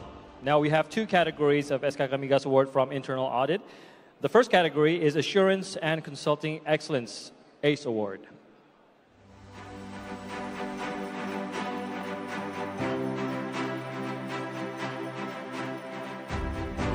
SKK Migas awards the ACE Award for recognition, which motivates the PSC's internal audit unit to continue providing independent assurance and trusted advisory services while embracing technology and adhering to professional standards. The 2023 Assurance and Consulting Excellence, or ACE Award, goes to PT Medco E&P Indonesia. To receive the award, we would like to invite a representative from PT Medco E&P Indonesia to come up on stage.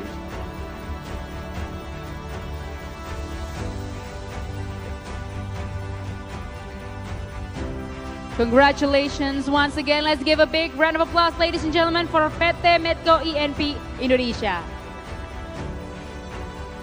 Now, the second category is Integrity, Compliance, and Ethics, or ICE Award.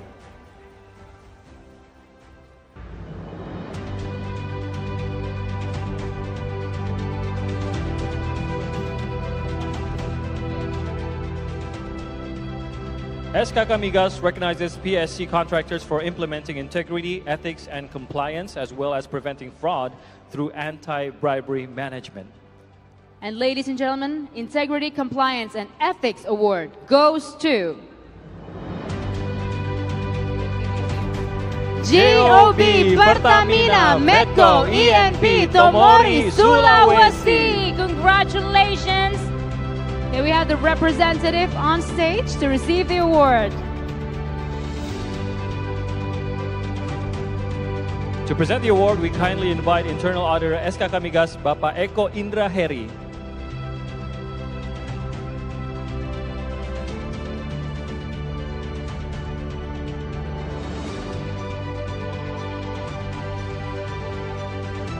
Congratulations, gentlemen. Once again, this is the Internal Audit category with 2 nominations, Assurance and Consulting Excellence Award and Integrity, Compliance, and Ethics Award. Congratulations, gentlemen. Let's capture this moment together. On the count of 3. 1, 2, 3. Thank you very much. Once again, congratulations to all winners. And thank you, Bapak Eko Indra Heri. You may return to your seats. Now, ladies and gentlemen, this year we have a special category for Innovations Appreciation. Now, this is part of the IOG 4.0 transformation. SKK Migas encourages massive exploration and efforts to discover new reserves, including non-conventional resources. Exactly. And effective cost control is a priority, and enhanced planning is being implemented for current assets. SKK Migas expresses gratitude for the innovative work being done by PSC contractors. The first category is the highest investment in exploration drilling.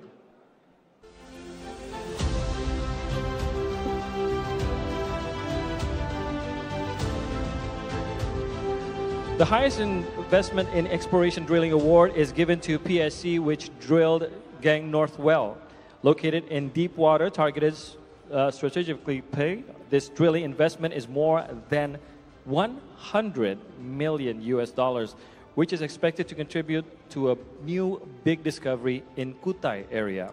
Wow. And ladies and gentlemen, the highest investment in exploration drilling award goes to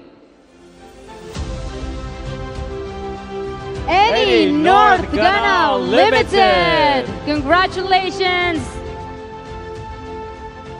Please come up on the stage to receive the award.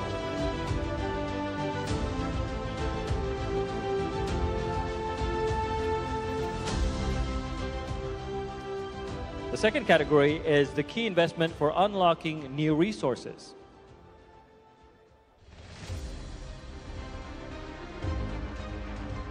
Now, ladies and gentlemen, the key investment for unlocking new supply is given to PSC, which is planning to drill 2 wells in 2023. One of the 2 wells has been drilling since July 27, 2023.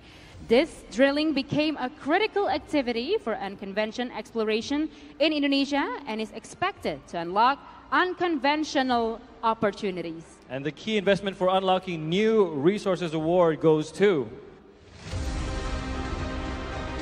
PT Pertamina Hulu Rokan. Congratulations.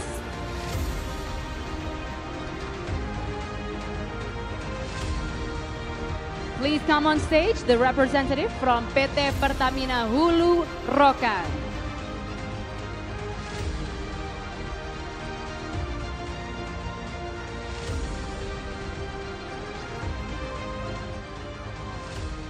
Congratulations. Our third category is the best cost initiatives.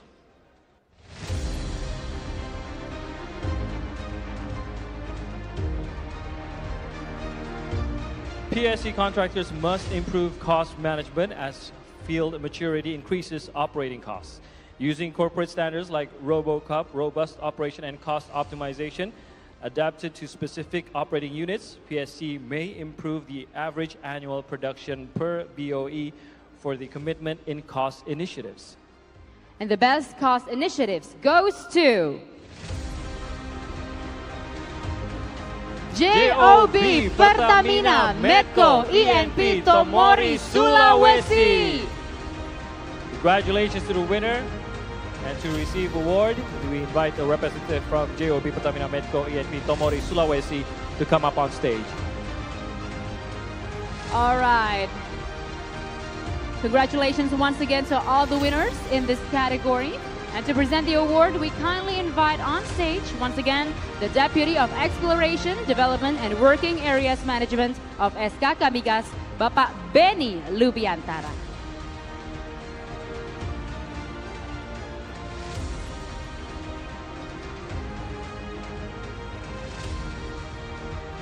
These are our innovators in the upstream oil and gas industry for this year.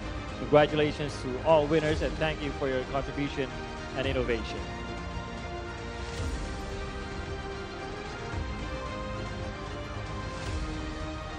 Take a picture together with all winners and Pak Benny.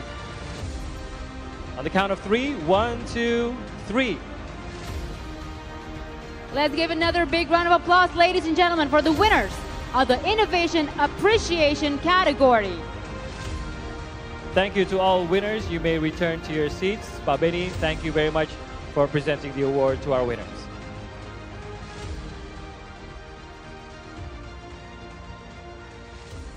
And now, ladies and gentlemen, we will proceed to the next category, the Best Presentation Award.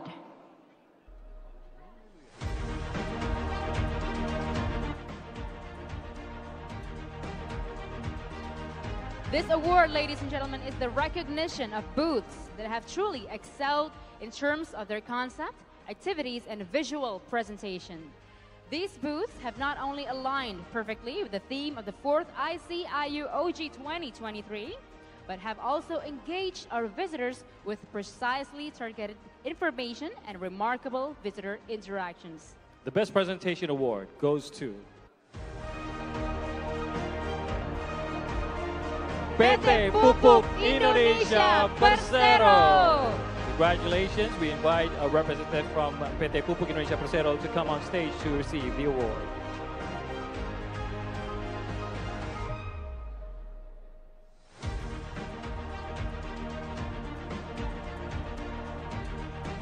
Next up on the SKK Migas Award 2023, the category is the Best Booth Award.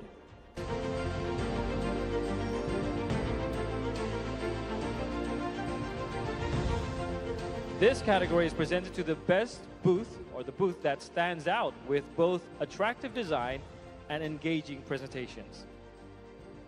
And ladies and gentlemen, the Best Booth Award goes to PT Pertamina Hulu Energi. Congratulations to PT Pertamina Hulu Energi. We invite a representative to come up on stage and receive the award. And to present the award, we kindly invite on stage Chairman of Organizing Committee for the 4th International Convention on Indonesia Upstream Oil and Gas 2023, Bapak Muhammad Kemal.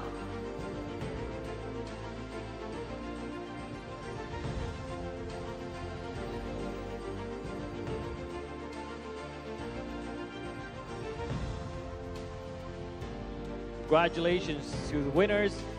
And we'll take a picture together with Pak Kemal. On the count of 3, 1, 2, 3. Let's give a big round of applause to all the winners. Congratulations, all winners. Thank you, Bapak Kemal, for presenting the award. You may return to your seats.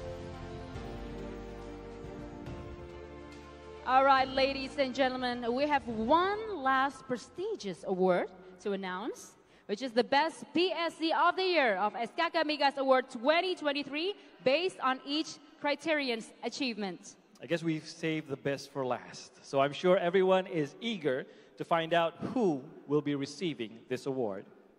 Yes, and to announce the winner and to wrap up the 4th International Convention on Indonesian Upstream Oil and Gas 2023, let's give it up for the chairman of SKK Migas, Bapak Dwi Sucipto. Let's welcome Bapak Dwi Sucipto.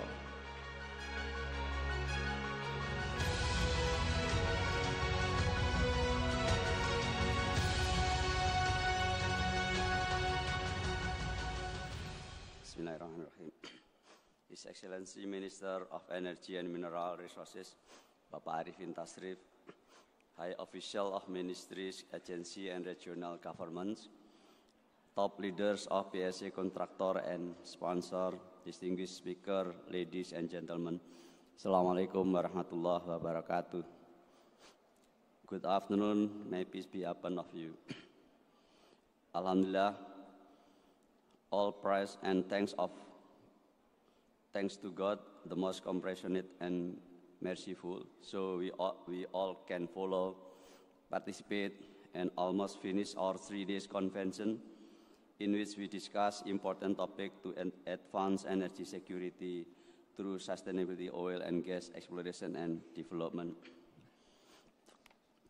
First and foremost, I want to start this report by expressing my gratitude for the delivery of this successful event.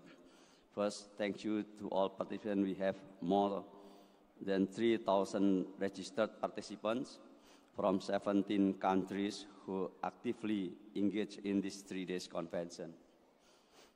I really hope all of you can gain important insight and, more importantly, networking to drive the transformation of Indonesia upstream and oil gas industry. The second, thank you to our distinguished and notable speaker from top government of Indonesia leadership, CEO of international and national oil companies, international and local vendors, and also from association. The third, thank you to all our partner and sponsor, and finally, thank you to the member of steering organizing committee. Organizing this huge event require extra and more extraordinary effort. Excellency, distinguished ladies and gentlemen, please allow me to highlight the importance of this event. As I mentioned before, this event is attended by more than 3,000 participants from 17 countries, which probably is this biggest upstream oil and gas event in Indonesia. In this convention, notably, there are 60 business agreements signed, which is valued over $7 billion. This is really showing the activity aggressiveness of our industry. During our 3 days convention, we have 108 speakers, which include 4 ministries and 2 IOC leadership. The insights are set from 6 strategic panels and 8 concurrent forums. For this year, we also have Forum Auditor Migas Indonesia as a side event. More importantly, we held a CEO forum, a collaborative discussion between upstream oil and gas, CO, which resulted in a Bali commitment. In this commitment, PSC are committed to, first, ensuring the execution of operational activities through the implementation of health, safety, and environment standards. Carrying out short-term effort within 3 months to increase oil and gas production and reduce 223 production gap again the 2023 state's budget target and the long-term plan target for 2023 through massive, aggressive, and efficient upstream and oil gas business activities. Preparing a massive, aggressive, and efficient 2024 WPNB in accordance with the commitment to the government and LTP target. Optimizing planned shutdown schedules and mitigating unplanned shutdown even according to the best practice of well maintenance and facility maintenance, implementing optimization of upstream oil and gas asset through an integrated information system in order to support the use and utilization of upstream oil and gas asset, increasing shared facilities and equipment, material transfer, and asset safeguarding. More importantly, SKK Migas is also committed to assist PSC in achieving the target through various ways as listed here in the slide. Excellency, distinguished ladies and gentlemen, from the ministerial keynote, we have several important directions and guidelines that will guide us in the achieving energy security through sustainable oil and gas exploration and production. Indonesia is encouraging oil and gas development with eco-friendly measures to reach net zero emission by 2060. CCS is essential for carbon mitigation in upstream operation, offering flexibility and scalability to cut costs. To reach that, the Indonesian government is taking steps to improve the investment climate for oil and gas and is pushing for more effective collaboration between stakeholders. The government is waiting and listening for input from investors to increase investment attractiveness. This guideline and direction is further discussed and enriched in the strategic panel. Some of the important insights for the discussion are: first, to ensure energy security, new development and effective management of carbon emission will emerge as a critical approach. Indonesia continues to present opportunities in oil and gas investment, and the government is fully prepared to enhance fiscal policies and provide a range of incentives to promote investment in Indonesia. CEO of international and national oil companies stated that Indonesia is still one of their important portfolio. Indonesia has a great position to lead the CCS market and reduce emission. In addressing the energy trilemma, broader collaborative efforts are needed among the government, IOCs, national oil companies, and policymakers. Excellency, distinguished ladies and gentlemen. Lastly, through 8 concurrent forums, we were having more detailed discussion on several important topics. We will wrap up all of the guidelines, direction, and discussions result in a report which we will disseminate to all stakeholders and will be the basis to drive our transformation effort to reach long-term production target. Excellency, distinguished ladies and gentlemen, lastly, we really hope you have meaningful 3 days event here in Bali, full with the discussion and networking, so that you will come back from this event with new ideas and action plan to drive the activity and investment to reach our short-term and long-term targets that are really important to drive Indonesia economic growth. The conference agenda is closed with award for the year of 2023. We have 19 categories, and the best PSC is the one who received the most awards. For this year, PSC with most award is Pertamina Hulu Migas. Thank you. Assalamualaikum warahmatullahi wabarakatuh. Thank you very much, Pak Dwi. Please stay on stage, Bapak Dwi Sucipto. Once again, congratulations to the best PSC of the year for SKK Migas 2023, PT Pertamina Hulu Migas. Pak Dwi, if you may stay on stage. And also, we are deeply honored to invite the Minister of Energy and Mineral Resources, His Excellency Bapak Arifin Tasrif, to present the award.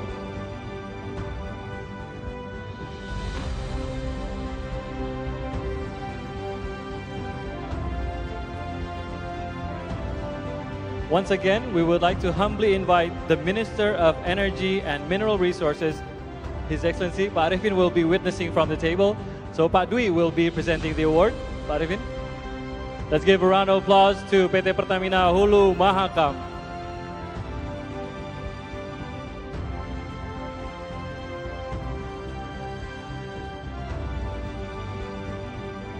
Once again, let's give a big round of applause, ladies and gentlemen, to PT Pertamina Hulu Mahakam for being the best PSC of the year. Congratulations. Thank you very much, Bapak Dwi Sucipto. And congratulations once again to PT Pertamina Hulu Mahakam. And moving on, ladies and gentlemen, to deliver the closing remarks in the 4th International Convention on Indonesian Upstream Oil and Gas 2023, please welcome the Minister of Energy and Mineral Resources of the Republic of Indonesia, His Excellency Bapak Arifin Tasrif.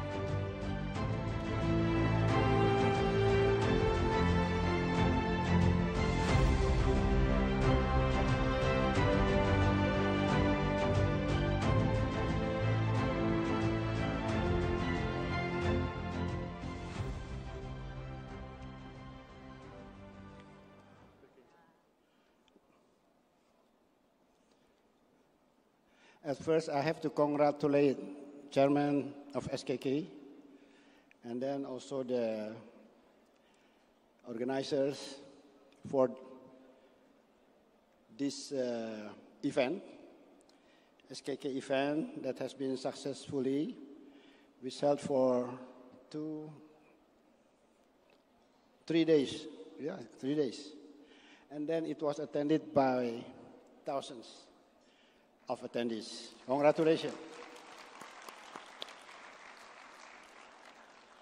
Well, secondly, I have to congratulate again that as the result of this 3 days meeting, 3 days discussion, all the participant representatives, they agree to issue the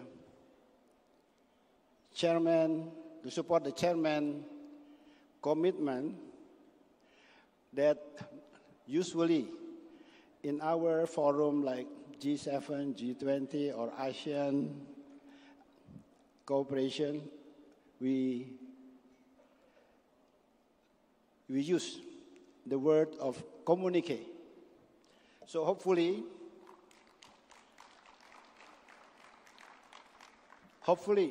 all the contents which has been agreed can be done accordingly.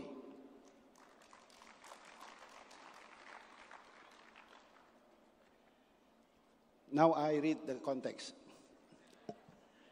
Yeah, with the theme, Advancing Energy Security through Sustainable Oil and Gas Exploration and Development.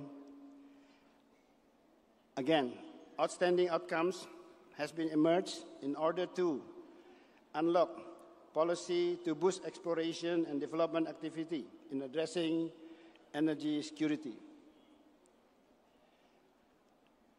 The other is understand and take advantage on challenging and dynamic market, uncover vast opportunities in Indonesia's oil and gas investment landscape, and to reach dual target of increasing oil and gas production while we are doing the carbon reduction.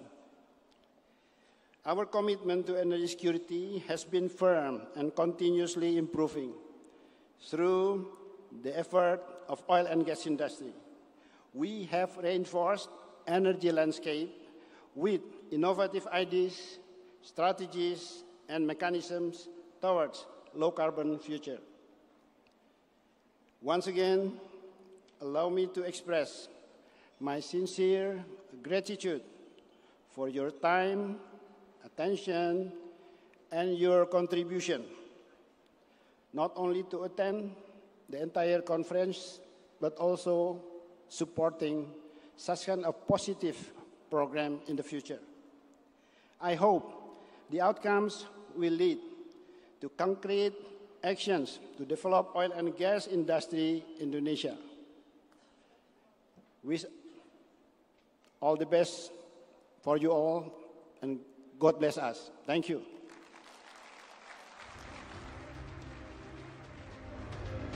Thank you very much, Bapak Arifin Tasrif, for delivering the closing remarks in our event.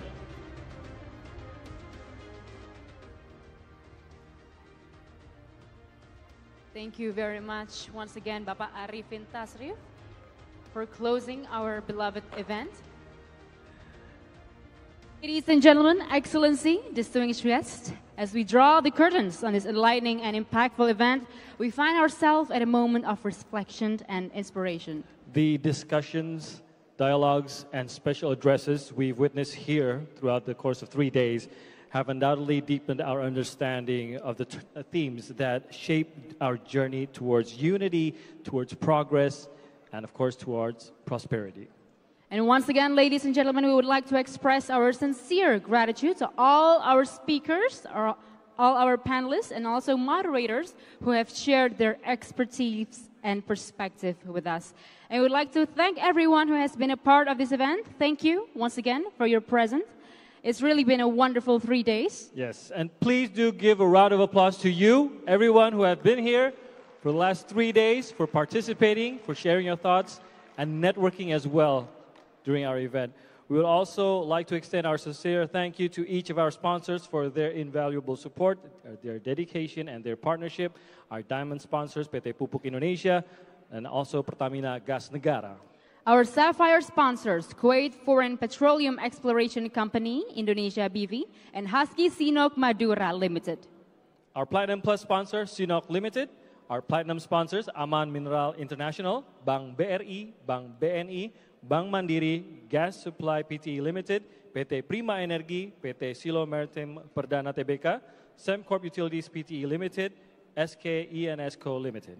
And also thank you to our Gold Plus sponsor, Asuransi Jasa Indonesia, Jasindo, and our Gold sponsors, Primaya Hospital, PT Famon Awal Brosedaya, PT OCT Indonesia, PT Kilang Pertamina International, and PT Surya Esa Perkasa Tbk.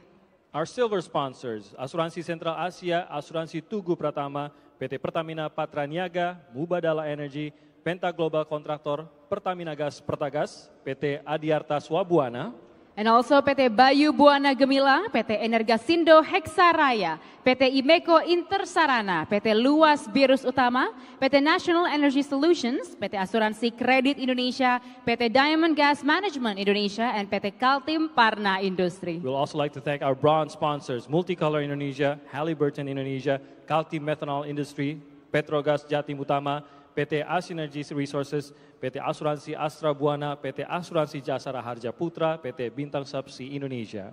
And also PT Donggi Senoro LNG, PT Hanochem Tiaga Samudra, dan PT Baruna Raya Logistics, PT Iconic Multidimensi, PT Inti Alasindo Energi, PT Kota Minyak Internusa, PT Matthews Daniel International Adjuster Indonesia, PT McLaren's Indonesia, PT Meindo Elang Indah, and PT Pertagas Niaga. PT Radian Utama Intersindo Tbk, PT Samudra Energi Tangguh, PT Seascape Surveys Indonesia, Asuransi Wahana Tata, Berkah Buana Energy, BRI Asuransi, Saga Trade Murni, Surya Mandala Sakti, Synergy Risk Management, dan Zikrullah and Partner Law Firm. Once again, can we give a big round of applause, ladies and gentlemen, to all our sponsors that made this event possible and a success.